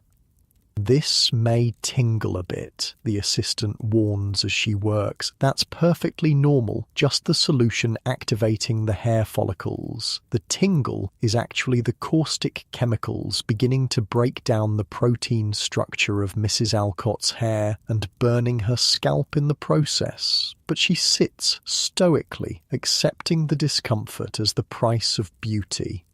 Once all of Mrs. Alcott's hair has been saturated with the chemical solution, the assistant begins attaching the metal clamps, winding sections of hair around them tightly. "Now we apply the heat," she explains, connecting the clamps to the electrical unit. "This is what sets the curl permanently." She flips a switch, and the machine hums to life. The smell intensifies, a noxious combination of chemicals, heated metal, and, most disturbingly, burning hair. Mrs. Alcott winces but remains seated. "Is it supposed to feel so hot?" she asks nervously. "A certain amount of heat is necessary," the assistant assures her, "but do let me know if it becomes too uncomfortable." Too uncomfortable is an understatement. These early permanent wave machines frequently reached temperatures that caused third-degree burns. Women endured excruciating pain in these contraptions, often emerging with damaged hair, blistered scalps, and in some cases patchy baldness that never resolved. While the permanent wave process continues, the assistant turns her attention back to the others. "While we wait, shall we discuss eyebrow and eyelash enhancement? Madame has developed a special growth serum containing a mercury compound that stimulates the follicles remarkably well." More mercury, this time to be applied directly near the eyes, where it could be absorbed even more readily into the bloodstream and eventually the brain. The Edwardian beauty routine was essentially a full-body poisoning regimen, with toxic substances applied to every feature. "I found that singeing the ends of the eyelashes with a hot needle helps them grow back thicker," Lady Pembroke offers. "My lady's maid does it for me weekly." The other women nod in appreciation of this tip, completely unfazed by the idea of holding hot metal near their eyes. The casual acceptance of pain and danger in the name of beauty is chilling. Suddenly, Mrs. Alcott gives a sharp cry. "It's burning me, I can feel it burning." The assistant rushes to the permanent wave machine and quickly switches it off. "Let me check, madame." She examines Mrs. Alcott's scalp where the metal clamps have been attached. Even from where you stand, you can see angry red marks forming. "Just a slight irritation," the assistant says dismissively. "Quite normal. We'll apply Madame's special soothing cream afterward, and you'll feel no discomfort by evening." Mrs. Alcott doesn't look convinced, but allows the process to continue after the assistant adjusts the clamps. The smell of burning hair intensifies. "Perhaps we should open a window," you suggest, finding it increasingly difficult to breathe in the chemical-laden air. "Oh no," the assistant objects immediately. "Drafts will cool the machine and ruin the curl pattern. We must keep the room warm." So the toxic fumes continue to build in the closed room, while Mrs. Alcott's scalp slowly cooks beneath the metal contraption. The other women seem completely untroubled, eagerly examining the other products on display.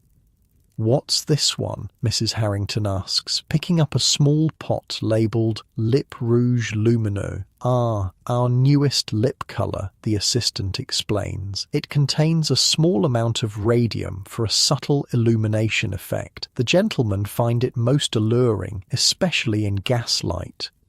Radioactive lipstick designed to be applied to the mouth, where the radium could be directly ingested with every lick of the lips, every sip of tea, every bite of food. The cavalier use of radium in cosmetics would later be recognized as one of the most dangerous beauty trends in history.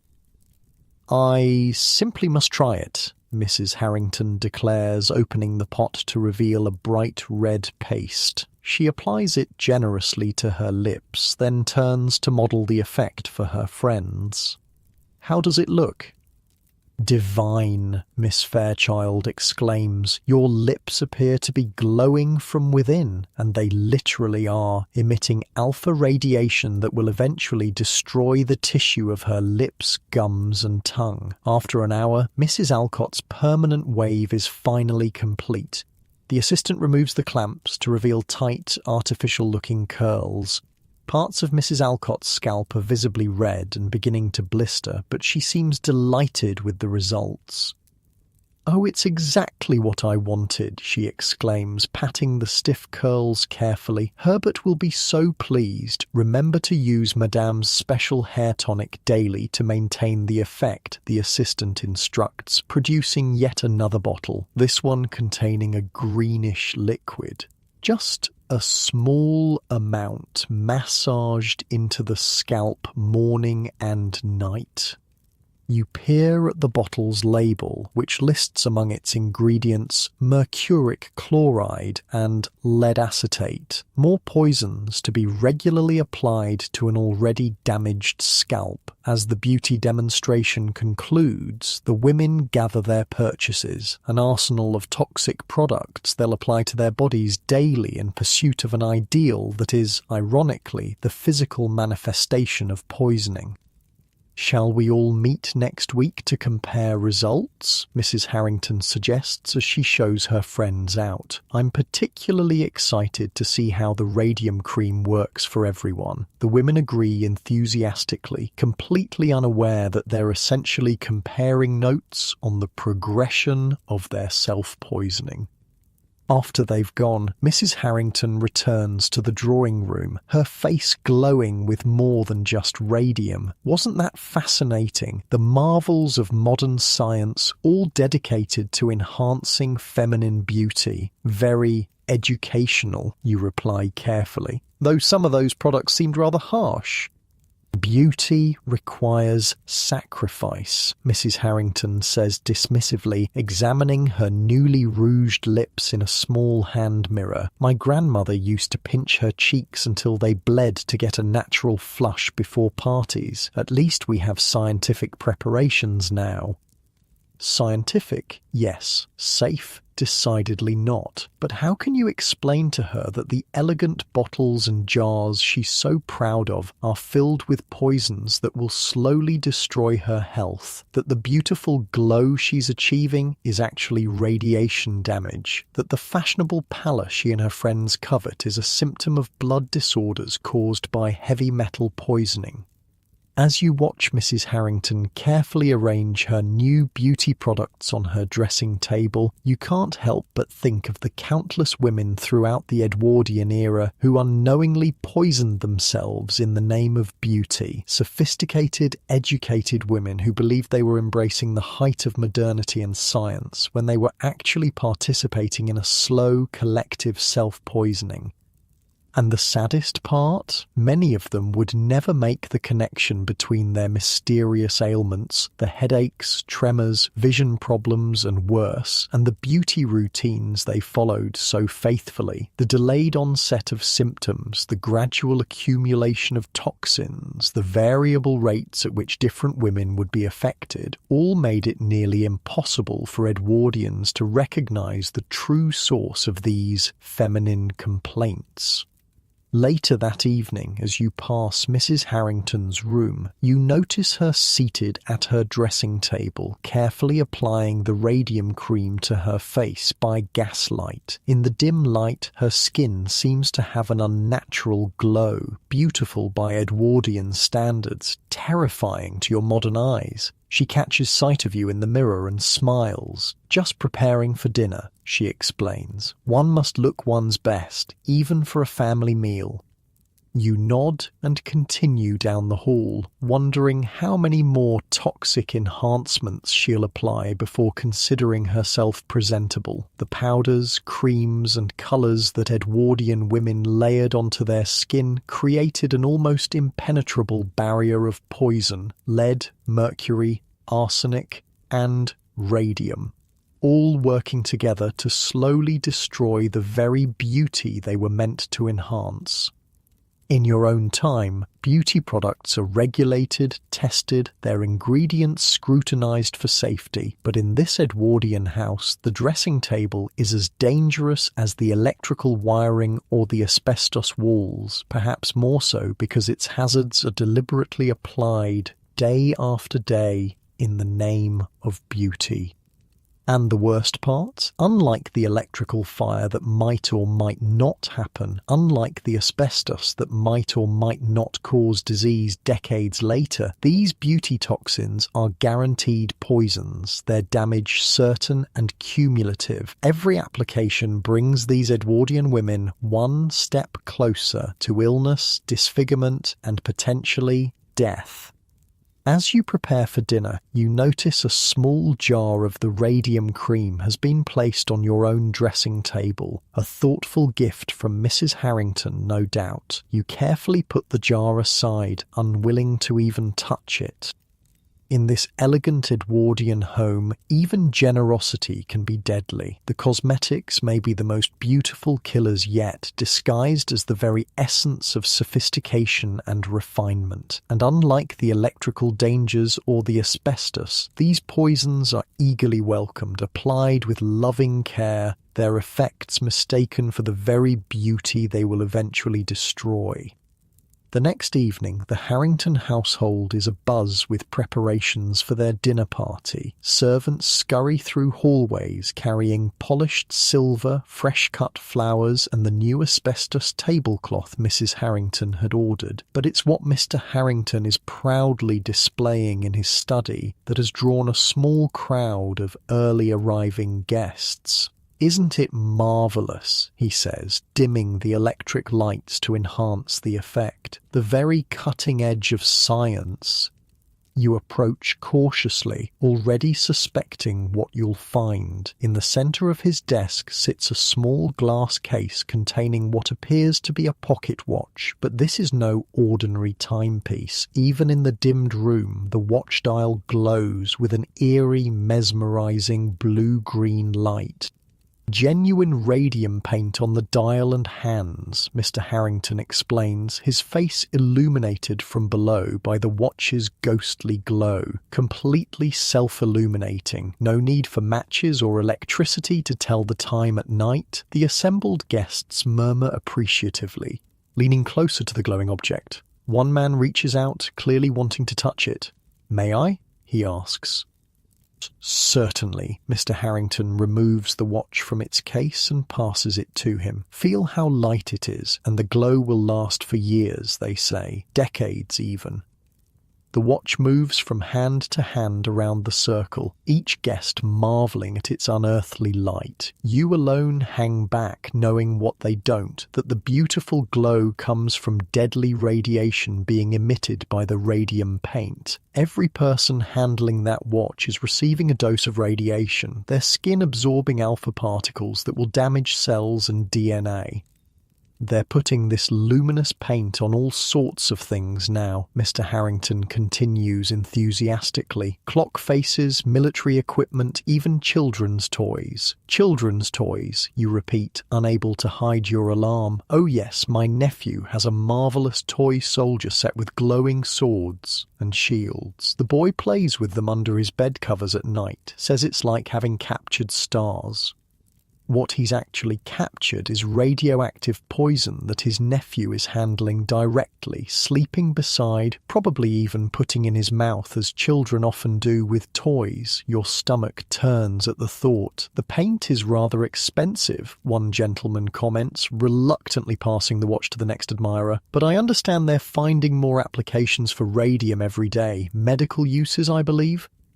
"Indeed," Mr. Harrington nods enthusiastically. "They're using radium to treat all manner of conditions: cancer, arthritis, gout, even impotence. A friend of mine takes radium tablets daily for his digestion. Says they've done wonders." Radium tablets. You've read about these in history books, literal radioactive poisons sold as health supplements, consuming people from the inside. The human experimentation of the Edwardian era happened not in secret laboratories, but in ordinary homes with willing participants who believed they were embracing modern medical miracles. "My wife has been using a radium beauty cream," another man offers. "Makes her skin positively glow, I must say." "As has Mrs. Harrington," your host confirms proudly, "though I've had to insist she store it properly. Found the maid using it on her hands yesterday. Had to explain it's far too expensive for servant use. His concern is the cost, not the danger, though in truth the maid is probably fortunate to be denied regular exposure to the radioactive cream." The conversation shifts as more guests arrive, but the glowing watch remains on display, casting its sinister light across the room. Later, at dinner, you notice Mrs. Harrington's new asbestos tablecloth providing a pristine white backdrop for the formal place settings. She's paired it with her new radium-infused lipstick, which catches the light oddly when she speaks, giving her mouth an unnatural luminescence. "My dear," a woman seated across from you addresses Mrs. Harrington, "you must tell me where you got that lipstick. There's something positively magnetic about it." Mrs. Harrington touches her lips lightly, pleased at the attention. "Isn't it divine? It contains radium, that new element everyone's talking about, the same substance that makes Thomas's new watch glow in the dark." "Radium? On your lips?" The woman's eyes widen with interest, not alarm. "Is it quite safe?" "Oh, absolutely," Mrs. Harrington assures her. "It's the most scientific preparation. They're using radium in health tonics now, you know. If it's safe to drink, it's certainly safe for cosmetics. But it's not safe to drink. It's not safe to wear. It's not safe to handle or even be near." The radium she's so casually applying to her lips is being ingested with every bite of food, every sip of wine. It will settle in her bones like calcium, irradiating her from within for the rest of her life. The dinner conversation flows around topics both mundane and horrifying: the latest fashions in radioactive jewellery, the new practice of drinking radium-infused water for health, the remarkable glow-in-the-dark paint being used for household objects. "I've ordered luminous numbers for our front door," one man announces proudly. "No more fumbling with keys in the dark." "The military is using it for watch dials and compass faces," another adds. "Imagine being able to navigate at night without giving away your position with a lamp." No one mentions the factory workers, mostly young women, who are painting these dials with radioactive paint, licking their brushes to create a fine point and in the process ingesting lethal amounts of radium. The radium girls, as they'll later be known, whose bodies will break down in the most horrific ways, their jawbones disintegrating, their teeth falling out, their bones literally glowing in the dark as the radium replaces the calcium in their skeletons. After dinner, the party moves to the drawing room, where Mr. Harrington has another surprise awaiting his guests. "Ladies and gentlemen," he announces with theatrical flair, "I've procured something quite extraordinary for your entertainment tonight." He unveils a small wooden box with a hand crank on one side. The latest scientific marvel, a genuine radium emanator. Your blood runs cold. You've read about these devices, emanators or revigators, that were designed to infuse water with radon gas, the radioactive decay product of radium. Simply fill the reservoir with water, Mr. Harrington demonstrates. Let it sit overnight near the radium source inside, and by morning you have health-giving radioactive water, the latest treatment from the spas of Europe, now available in your own home. A servant brings a tray of small glasses and Mr. Harrington begins dispensing the water from a tap on the emanator. "This was prepared earlier today," he explains, "best consumed immediately while the emanations are still potent." To your horror, the guests eagerly accept the glasses, sipping the radioactive water with expressions of delight and wonder. "It tingles on the tongue," one woman exclaims. "How extraordinary." "They say it invigorates the entire system," Mr. Harrington says, taking a generous sip from his own glass. "Radiates health and vitality from within." An apt choice of words, though not in the way he imagines. The water is literally radiating, dosing each guest with radioactive particles that will spread throughout their bodies, damaging tissue and DNA as they go. You politely decline when offered a glass, earning a disappointed look from your host. "Not joining us in a toast to modern science?" he asks. "I have a sensitive stomach," you improvise. "I shouldn't drink anything unusual before bed." Mr. Harrington shrugs and moves on to the next guest. As the evening progresses, you notice young Henry has slipped into the room and is watching the proceedings with wide-eyed fascination. He approaches his father's radium watch, still on display, reaching out a small hand toward its hypnotic glow.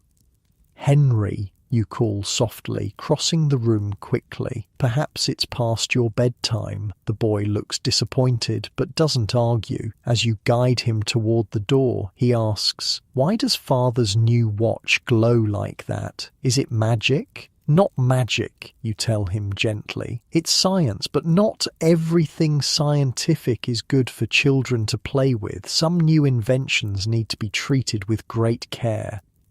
Henry nods solemnly, though you doubt he fully understands. How could he? Even the adults in the room, educated, wealthy, supposedly sophisticated people, don't understand the dangers of the radium they're so casually consuming, wearing, and displaying in their homes.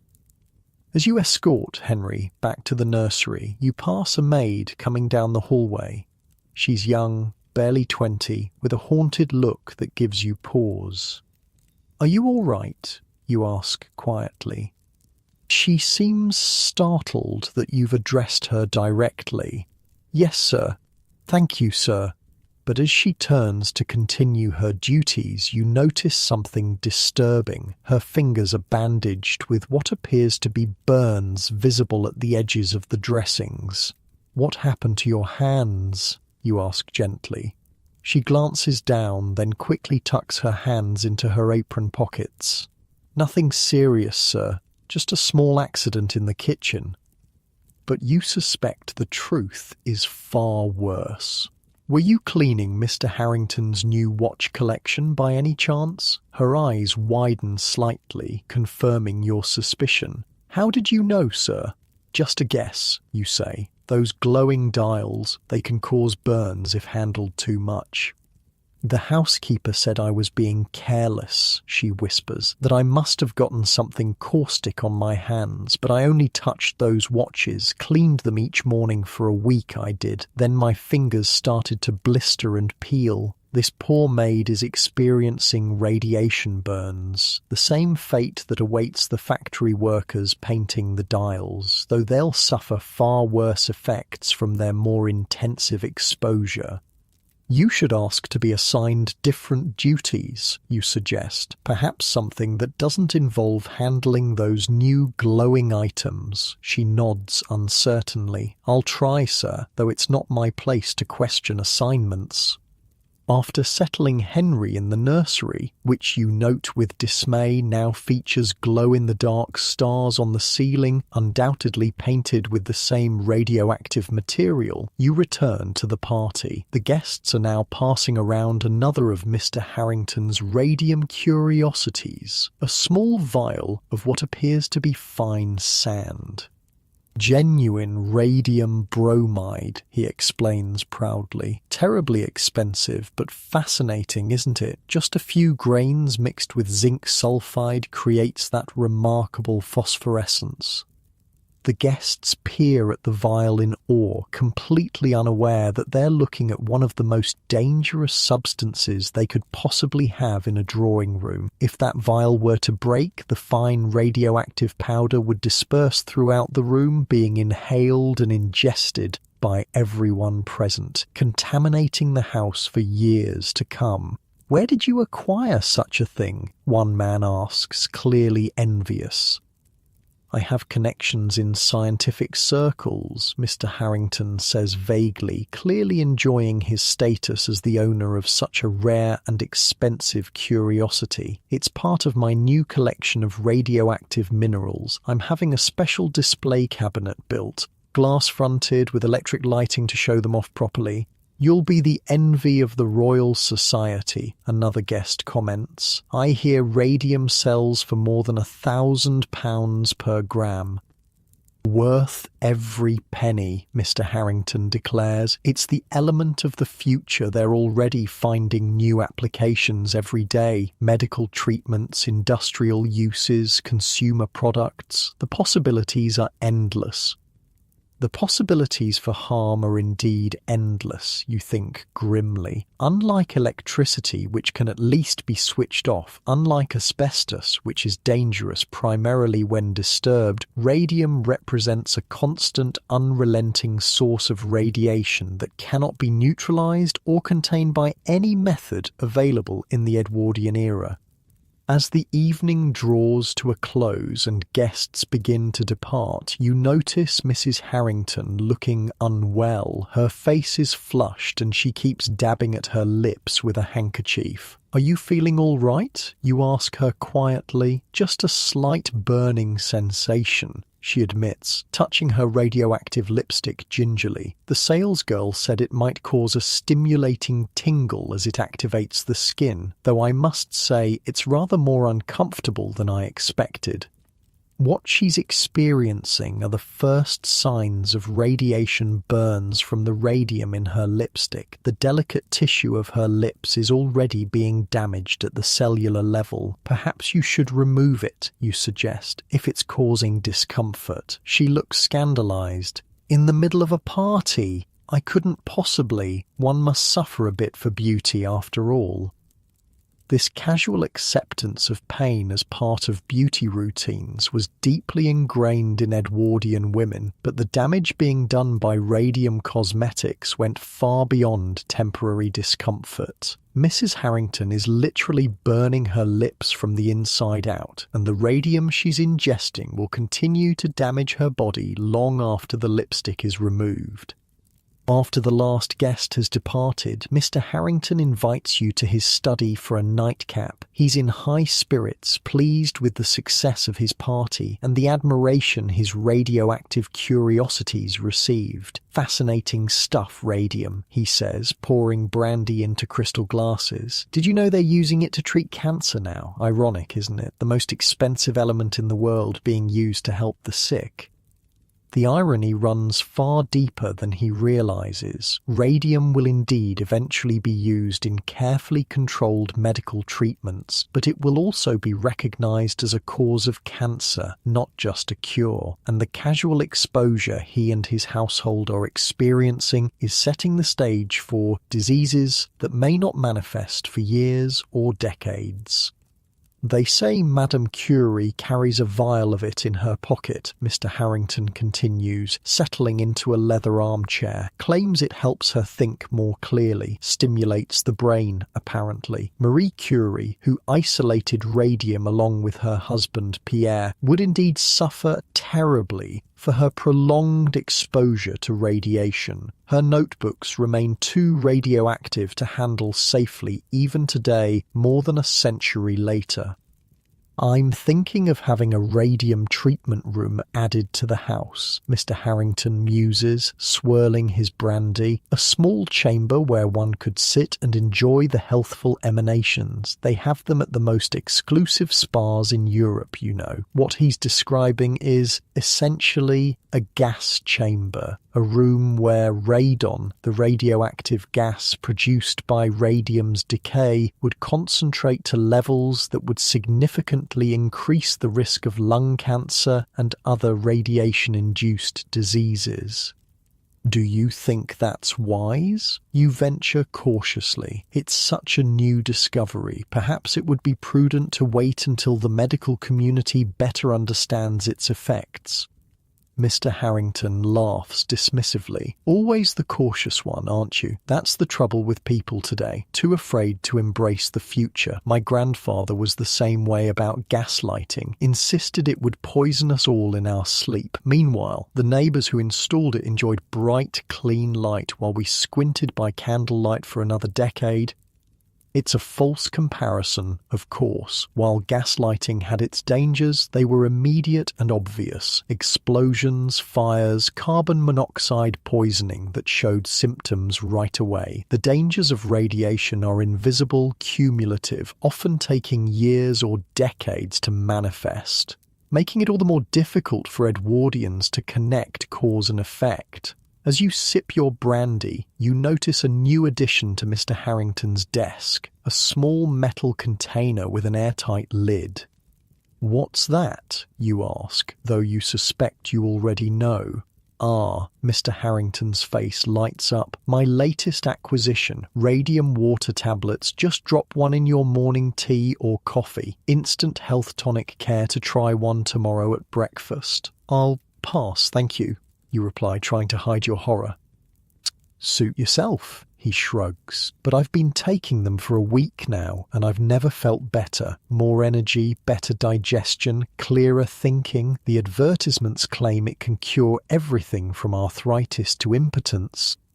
The advertisements lie. What those tablets are actually doing is delivering concentrated radiation directly to his digestive system, damaging tissues and cells with each dose. The energy he feels may be real. Radiation can indeed cause a temporary stimulant effect, but it comes at a terrible cost.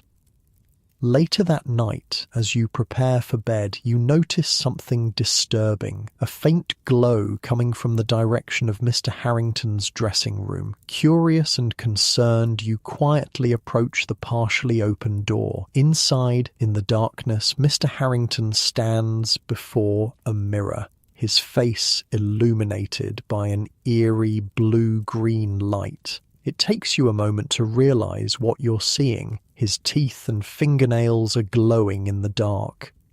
This phenomenon, you know from history, is a sign of significant radium ingestion. The radium has already begun to replace the calcium in his body, concentrating in his bones and teeth, where it will continue to irradiate surrounding tissues for the rest of his life, which may be considerably shortened by his enthusiastic embrace of this deadly health tonic.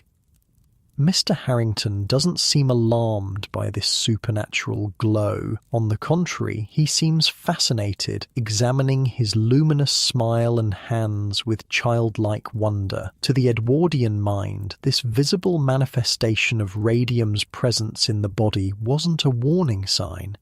It was proof the product was working. You quietly retreat, unsettled by what you've witnessed. In your own comfortable bed at home, the most dangerous thing in your bedroom might be the electronics charging on your nightstand. But here, in this Edwardian house of horrors, even the people themselves are becoming radioactive, carrying their own slow death within their bones, glorying in the very symptoms that signal their poisoning. As you drift towards sleep, you can't help but wonder how many other invisible killers lurk in this elegant home, waiting to claim their unwitting victims. The Harringtons and their social circle embrace these deadly innovations with such enthusiasm, such faith in progress and modern science. They cannot know what you know, that their pursuit of health, beauty and sophistication through these radioactive wonders is leading them down a path to suffering and early graves. The thought is so disturbing that sleep eludes you. You lie awake in the darkness, listening to the gentle tick of the luminous clock on your bedside table, each second marked by radioactive decay that is simultaneously damaging the clock's own mechanism and exposing you to a continuous low dose of radiation. Even time itself is poisoned in this house of modern marvels, and tomorrow will bring yet more deadly innovations, more invisible hazards embraced as miracles of progress by a family that has no idea they're slowly killing themselves in the name of modernity. Morning arrives with an unexpected commotion. As you descend the stairs, still groggy from a restless night spent worrying about the radioactive clock beside your bed, you find the hallway crowded with concerned servants. At the centre of the gathering is Mrs. Brown, the cook, kneeling beside the prone form of Jenkins, the worker who had been coughing up blood while installing asbestos in the nursery. "He just collapsed, sir," she explains when she notices you. "One minute he was carrying in the breakfast tray, the next he was on the floor, couldn't catch his breath." Jenkins' face is a ghastly shade of blue-grey, his breathing shallow and laboured. Each inhalation seems to cost him tremendous effort, and there's a rattling sound deep in his chest that reminds you of a machine with grit in its gears. "Someone's gone for Dr. Morris," the butler informs you. "Mr. Harrington asked that we move him to the servants' quarters in the meantime." Two footmen carefully lift Jenkins, whose body seems impossibly light for a grown man, and carry him away. As they turn the corner, you notice bright spots of blood on Jenkins' handkerchief, which has fallen to the floor in the commotion. "I told the master that boy wasn't fit for service," Mrs. Brown mutters, shaking her head as she picks up the handkerchief. "Been coughing like that for months now, getting worse every day. Has he seen a doctor?" you ask. Mrs. Brown gives a bitter laugh. "On a workman's wages? Not likely. Besides, there's dozens waiting to take his place if he can't do the job." This callous attitude toward worker health was typical of the era. The men and women who mined the asbestos, who installed it in fine homes like this one, who worked with the toxic chemicals and radioactive materials that made Edwardian life so convenient. They were considered expendable, their illnesses an unfortunate but acceptable cost of progress. At breakfast, the conversation revolves around poor Jenkins, though not with the sympathy you might expect. "Most inconsiderate, collapsing in the front hall like that," Mrs. Harrington complains, delicately cutting her toast into tiny pieces. "What if we'd had guests?" "The fellow's clearly been unwell for some time," Mr. Harrington agrees. "James should never have kept him on staff." You notice that Mr. Harrington's morning tea has an unusual tinge to it, slightly cloudy with an unnatural bluish cast. Then you remember the radium water tablets he mentioned last night. He's literally drinking radioactive poison with his breakfast, believing it to be a health tonic. More disturbing still, you notice young Henry watching his father with fascination, clearly envious of the special medicine his father takes each morning. "Can I have some of your special drink, father?" the boy asks hopefully. "When your older son," Mr. Harrington replies with a fond smile. "This is just for grown-ups. Small mercies," you think grimly. At least the child is being spared direct ingestion of radium, though he's still exposed to the asbestos in his nursery, the lead paint on his toys, and the ambient radiation from his father's growing collection of radioactive curiosities. The morning paper arrives, and Mr. Harrington disappears behind it, occasionally making small noises of interest or disapproval at what he reads. "I say," he remarks after a few minutes, "there's quite an interesting article here about those women who paint luminous watch dials. Apparently some of them are falling ill." Your attention sharpens immediately. "What does it say?" Mr. Harrington scans the article. A factory in New Jersey, several young women complaining of tooth and jaw problems. One girl's jaw actually broke when her dentist tried to extract a tooth. Can you imagine? The company doctors are calling it phossy jaw, similar to what match factory workers used to get from the phosphorus.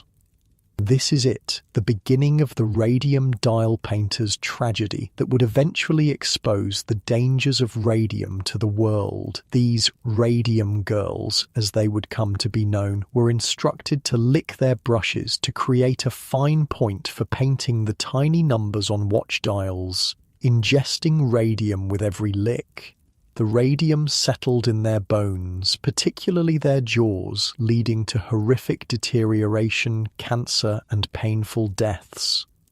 Does the article mention the cause? You ask carefully. They're investigating unhygienic conditions at the factory, Mr. Harrington replies dismissively. Probably poor nutrition among the working classes. You know how they are. Terrible diets, overcrowded housing. No wonder they're susceptible to disease. It would be years before the connection between radium and the women's suffering was officially acknowledged, and years more before any kind of compensation or justice was achieved. Meanwhile, products containing radium continued to be marketed to unwitting consumers like the Harringtons. The doorbell rings, and a moment later, James announces the arrival of Dr. Morris. "Show him to Jenkins at once," Mr. Harrington instructs. Then, almost as an afterthought, "and ask if he'll stop in before he leaves. I'd like his opinion on these new radium tonics I've been taking." Dr. Morris spends nearly an hour with Jenkins before appearing in the breakfast room, his expression grave. "How is the boy?" Mrs. Harrington asks, more out of politeness than genuine concern. "I've given him something to ease his breathing, but..." The doctor hesitates. "I'm afraid his condition is quite serious. His lungs are severely compromised." "Tuberculosis," Mr. Harrington suggests, keeping a cautious distance from the doctor, as if lung disease might be contagious through conversation. "No," Dr. Morris shakes his head. "I believe it's pneumoconiosis, specifically asbestosis, an industrial disease caused by inhaling asbestos fibres." The casual mention of asbestos catches Mrs. Harrington's attention. "Asbestos? But that's what we've just installed in the nursery. Are you suggesting it's unhealthy?" Dr. Morris looks uncomfortable, caught between medical honesty and the social awkwardness of telling his wealthy patrons that they've filled their home with a deadly substance. "There has been some concern in medical circles," he admits carefully, "particularly regarding workers who handle it regularly. The fibres can cause lung irritation when inhaled in large quantities over time. But surely that's only a concern for factory workers," Mrs. Harrington insists, a note of desperation in her voice. "Not for a respectable household like ours." "Or one would hope," the doctor agrees diplomatically, "though I might suggest keeping the nursery well ventilated just as a precaution, and perhaps regular dusting with damp cloths rather than dry dusters to minimize any airborne particles." This mild advice, a far cry from the complete asbestos removal that would be mandated in modern times, is met with relief by the Harringtons, who are clearly unwilling to consider that their expensive home improvements might be dangerous.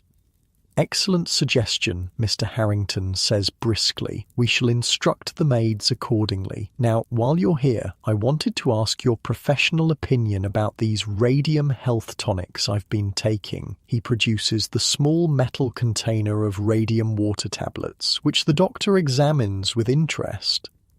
"Ah yes, the new radiotherapeutic treatments," Dr. Morris nods, "quite popular in certain circles. The medical literature is still somewhat divided on their efficacy, but many of my colleagues speak highly of radium's stimulating properties." "And what about these?" Mrs. Harrington asks, presenting her collection of radium-infused beauty products. "They've been causing a slight burning sensation on my skin. Is that normal?" The doctor examines the elegant jars and bottles with their radioactive contents. "A certain amount of irritation is to be expected," he advises. "The radiation stimulates blood flow to the skin, creating a youthful flush. If the burning becomes too uncomfortable, perhaps try applying the creams less frequently or in smaller amounts." This tepid caution is the closest thing to a safety warning the Harringtons will receive about their radioactive beauty regimen. Dr. Morris, like most physicians of his era, has little understanding of radiation's true dangers. Medical science is still decades away from comprehending the full impact of chronic radiation exposure. After the doctor leaves, with instructions for Jenkins' care that amount to little more than rest and fresh air, Mr. Harrington retreats to his study while Mrs. Harrington goes to check on preparations for her sister's arrival. You find yourself alone with young Henry, who has been uncharacteristically quiet throughout the morning's events. "Is the servant man going to die?" he asks suddenly, his voice small but direct in the way that only children's questions can be. You consider lying to protect him, but something in his serious expression tells you he deserves honesty. He's very sick, you admit, from working with materials that aren't good for people's lungs. "Like the white fluffy stuff they put in my nursery?" Henry asks, proving himself more observant than his parents might credit. "Yes, You nod. That's called asbestos. It can make people sick if they breathe in too much of it. Henry's brow furrows in confusion. Then why did father put it in my room? It's the million-dollar question, isn't it? How can you explain to a child that his parents have inadvertently filled their home with deadly materials in the name of progress and convenience? That the substances they believe represent the height of modernity and sophistication are slowly poisoning them all? Your father doesn't know it can be dangerous, you explain gently. Many people don't. They think it's a wonderful new material because it prevents fires. But you know, Henry points out with a child's unerring logic. Why don't you tell father? I've tried in a way. You sigh. But it's hard for people to believe that things sold in shops, things that everyone says are marvellous and modern, could actually be harmful. Henry considers this. Like father's glowing watch, the one he won't let me touch? Exactly like that, you nod, relieved that at least Mr. Harrington has the sense to keep the radium-painted timepiece away from his son, even if for the wrong reasons. Is that why your teeth don't glow like father's do? Henry asks innocently. Your blood runs cold. His teeth glow? Henry nods. I saw him looking at them in the mirror last night. They shine in the dark like the watch does. He says it's because of his special medicine, and when I'm bigger, I can take it too and have glowing teeth just like his. The horror of this strikes you anew. Mr. Harrington's body has already accumulated enough radium that his teeth and bones are literally glowing from radiation, and rather than recognizing this as a warning sign, he's presenting it to his son as something to aspire to. Before you can respond, Mrs. Harrington calls for Henry from the hallway. Come along, darling. We need to make sure your new suit fits properly before Aunt Charlotte arrives. The boy runs off, leaving you alone with the weight of what you've learned. The Harringtons, well-educated, wealthy, sophisticated people, are slowly killing themselves with the very products they believe represent the pinnacle of modern living, and they're completely blind to the danger, interpreting the very symptoms of their poisoning as signs of the product's efficacy. Later that afternoon, Mrs. Harrington's sister arrives with her infant daughter. The baby is immediately installed in the asbestos-lined nursery, sleeping in a crib with glow-in-the-dark, radium-painted details, surrounded by lead-painted toys, breathing air contaminated with asbestos fibres and coal dust. A perfect microcosm of Edwardian dangers, all concentrated around the most vulnerable member of the household. You watch from the doorway as Mrs. Harrington and her sister coo over the sleeping infant, both women wearing their toxic beauty products, both handling the baby with hands cream-coated in lead and mercury compounds, both breathing radioactive particles from the decorative items in the room. "Isn't the nursery beautiful?" Mrs. Harrington whispers proudly. "We've spared no expense to make it safe and modern." "It's lovely," her sister agrees, "so clean and bright, and I adore these glowing stars on the ceiling. Little Margaret will have such sweet dreams under them." Little Margaret, if she survives infancy in this poisonous environment, will likely carry the seeds of cancer, neurological damage, and respiratory disease into adulthood, the legacy of her early exposure to the Edwardian home's hidden killers. That evening, dinner conversation centres around the latest scientific marvels and inventions, with Mr. Harrington holding forth on the promising future of radioactive consumer products. They're developing luminous paint for all sorts of applications, he explains enthusiastically. Street signs, house numbers, light switches. Imagine never having to fumble in the dark again. And the medical applications are simply revolutionary, Mrs. Harrington's sister adds. My physician has prescribed radium baths for my postnatal recovery, says they'll restore my energy faster than anything else. Radium baths, where women would literally soak in radioactive water, absorbing radiation through their skin while breathing radon gas released by the water. Another deadly treatment marketed as the pinnacle of modern medical science. I've invested in a company that's developing radium-treated drinking water, Mr. Harrington announces proudly. They're building bottling plants across Europe. It's going to be the next big thing in health tonics. Speaking of health, his wife interjects, has anyone looked in on Jenkins today? Dr. Morris seemed quite concerned about his lungs. Mr. Harrington waves a dismissive hand. James says he's no better, no worse. If he doesn't improve by Monday, we'll have to send him home. Can't have an invalid taking up space in the servants' quarters indefinitely. Such a shame, Mrs. Harrington's sister comments. The working classes seem so susceptible to illness these days. Poor constitution, I suppose. The lack of self-awareness is staggering. These Edwardian elites slowly poisoning themselves with their expensive radium tonics and asbestos-filled homes, looking down on the poor constitution of workers who are suffering from the same toxic substances they're being paid poverty wages to handle. After dinner, the family gathers in the drawing room for music and conversation. Mr. Harrington proudly displays his latest acquisition, a set of glasses made with uranium glass which glows an eerie green under the electric lights. A complete set from wine glasses to cordial cups, he boasts, pouring brandy into one to demonstrate the effect. The uranium gives it that remarkable fluorescence, completely safe, of course. They've been making uranium glass for decades.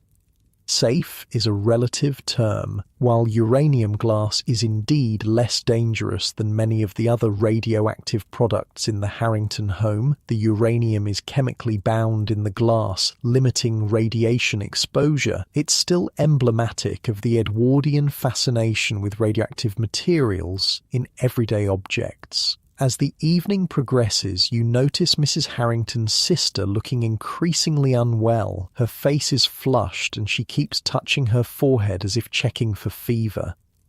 "Are you feeling all right, Charlotte?" Mrs. Harrington asks eventually. "Just a bit warm," her sister replies, "and a slight headache, probably just tired from the journey, but you suspect a different cause. Earlier, you observed Charlotte applying some of her sister's radium beauty cream, commenting on the pleasant tingle it created on her skin. What she's feeling now are likely the first symptoms of radiation exposure, the skin inflammation and headache that precede more serious effects."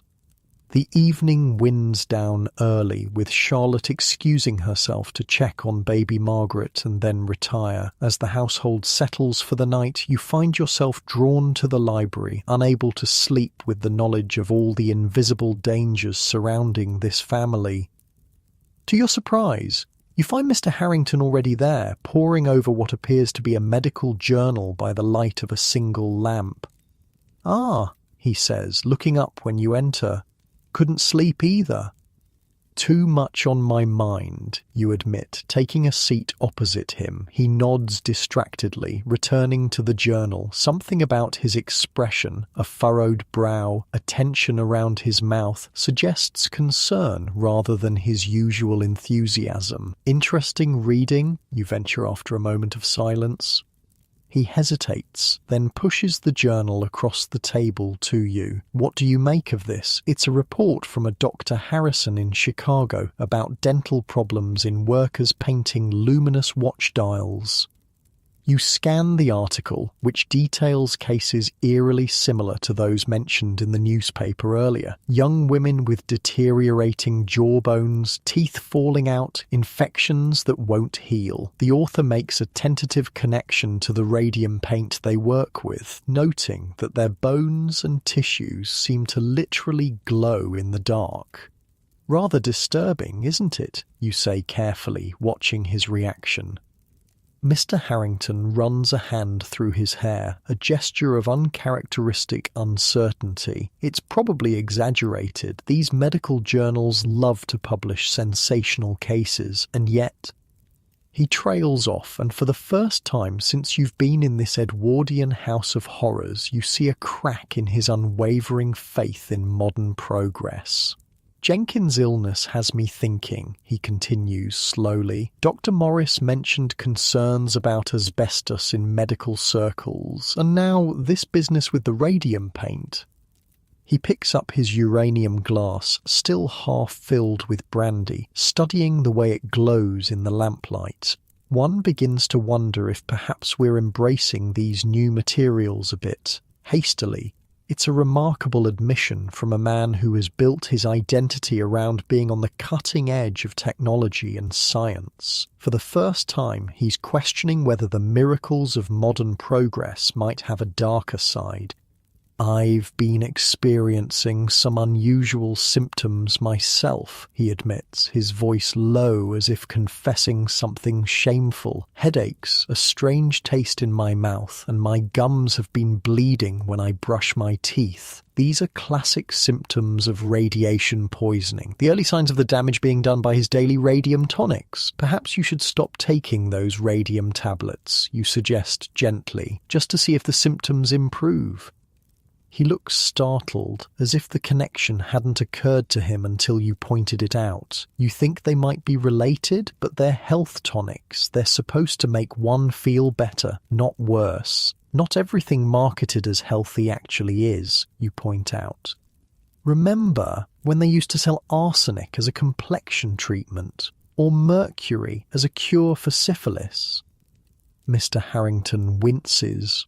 Fair point. Medical science does advance by correcting its mistakes, I suppose. He sets down his glass decisively. Perhaps a break from the radium tonics would be prudent, just until I'm feeling more the thing.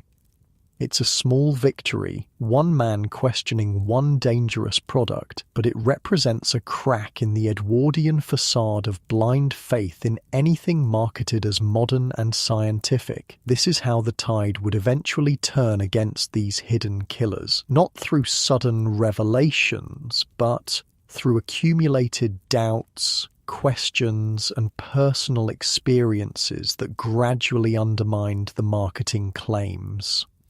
"What about the nursery?" you ask, pressing your advantage. "If asbestos might have caused Jenkins' lung problems..." Mr. Harrington frowns. "That's a more complicated matter. The material is already installed at considerable expense, and the danger, if it exists, seems primarily to affect those who work with it regularly, like Jenkins."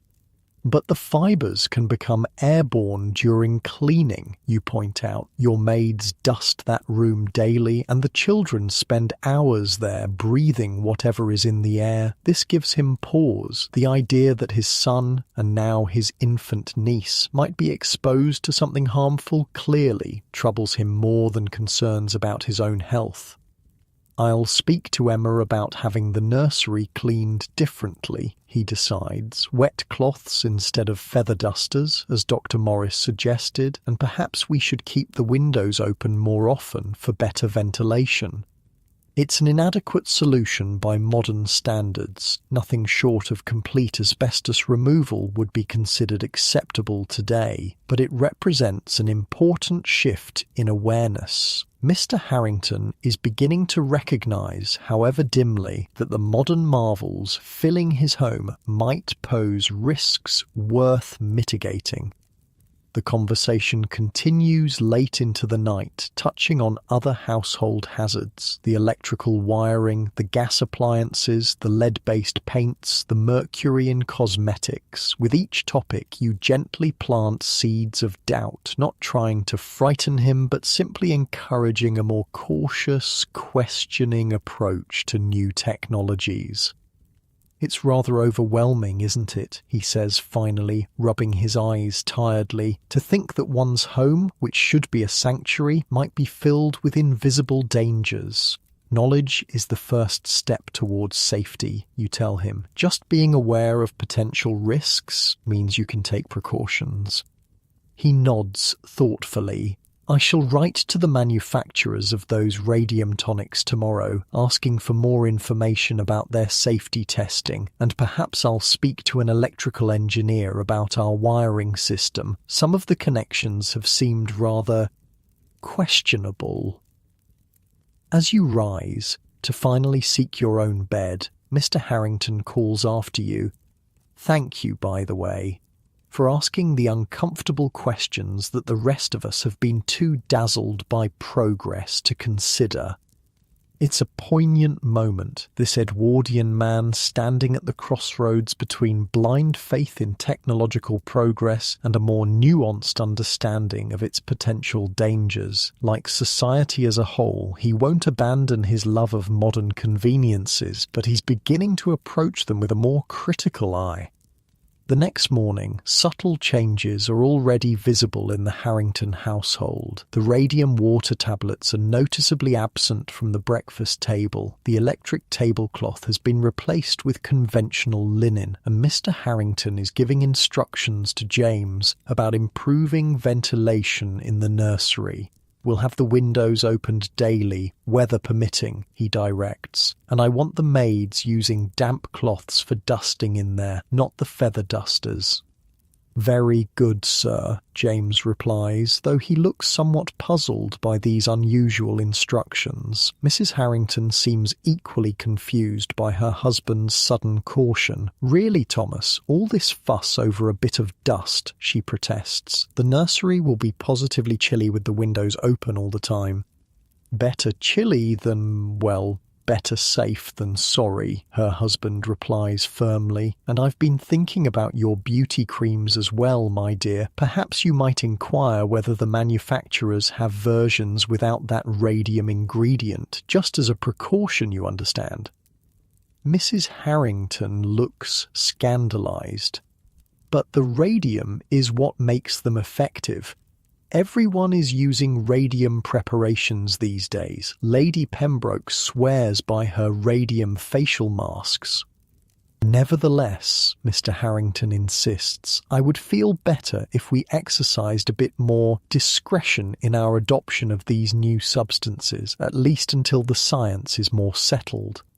This caution, radical for an Edwardian household so devoted to being on the cutting edge, represents the beginning of a shift that would eventually transform how society approaches new technologies, from blind faith in anything marketed as modern and scientific, to a more measured approach that asks for evidence of safety before embracing innovation.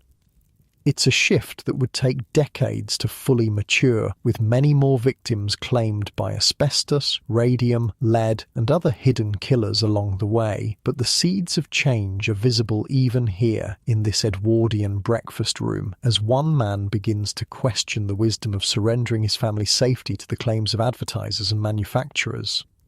As you prepare to leave the Harrington household later that day, you find yourself on the nursery threshold watching young Henry play with his cousin Margaret. The asbestos is still in the walls, the lead paint still coats the toys, the radium-painted stars still glow faintly on the ceiling, but the windows are open, letting in fresh air, and a maid is carefully wiping surfaces with a damp cloth rather than sending dust flying with a feather duster.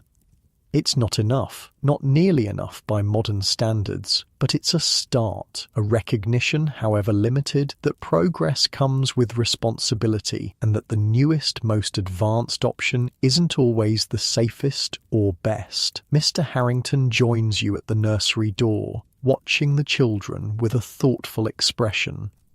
I've been considering what you said last night, he tells you quietly, about questioning new technologies more carefully. It's given me much to think about. It's a balancing act, you acknowledge, embracing the benefits of progress while being mindful of potential risks. He nods slowly. The trouble is knowing which risks are real and which are merely the fears of those resistant to change. My father refused to have gas lighting installed because he'd read about a single explosion in Manchester, yet millions of homes used gas safely for decades. True. You agree, but asking questions doesn't make one a Luddite, it makes one a responsible consumer of technology. Mr. Harrington smiles wryly, a novel concept that, being a consumer of technology rather than merely its enthusiastic adopter. He glances back at the children. When one has little ones to consider, perhaps caution isn't such a bad approach after all. As you take your leave of the Harrington household, you can't help but feel a mixture of hope and sadness. The family will continue to live with many of the hidden killers you've observed during your stay. Some damage, particularly from the radium Mr. Harrington has already ingested, is irreversible, and they remain largely unaware of many dangers still lurking in their beautiful home. But a seed of awareness has been planted. A crack has formed in the Edwardian faith that anything modern and scientific must, by definition, be good and safe. And that crack will widen over time as more evidence emerges of the harm caused by these unregulated, untested substances. The path from the Harringtons' elegant death trap to your own relatively safe modern home was long and often tragic. It was paved with the suffering of factory workers, the illness of consumers, the deaths of children, and eventually the activism of those who demanded better protection from the hidden killers of the industrial age. Regulations requiring safety testing of new materials, consumer protection laws, workplace safety standards, environmental controls, these safeguards which you take for granted were born from the hard lessons learned in places like the Harrington home, where progress outpaced understanding and convenience came at an invisible but terrible cost. As you make your way through modern London back toward your own time, you pass elegant Edwardian townhouses, much like the one you've just left. Behind their graceful facades, families just like the Harringtons are living with dangers they cannot see or understand, brewing their radium tea, powdering their faces with lead, lining their walls with asbestos, all in the name of being thoroughly modern. Some will be luckier than others. Some will question sooner, change their habits, avoid the worst exposures. Others will embrace every new radioactive product, every asbestos application, every electrical innovation regardless of safety, and pay the price with their health and sometimes their lives. But collectively, they are already moving, however slowly and unevenly, toward a greater awareness of the balance between progress and caution. The age of blind faith in technology is beginning to wane, making way for a more nuanced approach that asks not just what can we create, but also, is it safe? Is it necessary? Is it worth the risk? It's a question we still struggle with today in our world of microplastics and electronic radiation, air pollution and chemical preservatives. We may look back at the Edwardians with a mixture of horror and superiority, wondering how they could have been so careless with such obviously dangerous substances. But future generations may well look back at us with the same bewilderment, wondering how we could have been so cavalier about our own hidden killers. The lesson of the Edwardian home, with all its deadly innovations, is not that progress is inherently dangerous. Rather, it's that progress without careful assessment, regulation, and ongoing vigilance can unleash hazards that remain invisible until it's too late. It's a lesson we're still learning, still struggling to apply consistently in our modern rush toward the next technological breakthrough. And as you drift off to sleep in your own bed, free from asbestos, lead paint, and radioactive alarm clocks, perhaps that's the thought to carry with you, that the safety you enjoy was hard-won through decades of scientific research, consumer activism, and government regulation, and that maintaining that safety requires the same questioning spirit that Mr. Harrington tentatively embraced in his library that night. The hidden killers of the Edwardian home may be largely banished from your modern life, but the need for caution in the face of technological enthusiasm remains as relevant as ever. Sleep well, knowing that at least you won't be breathing asbestos fibres or absorbing radiation as you dream. That in itself is progress worth celebrating.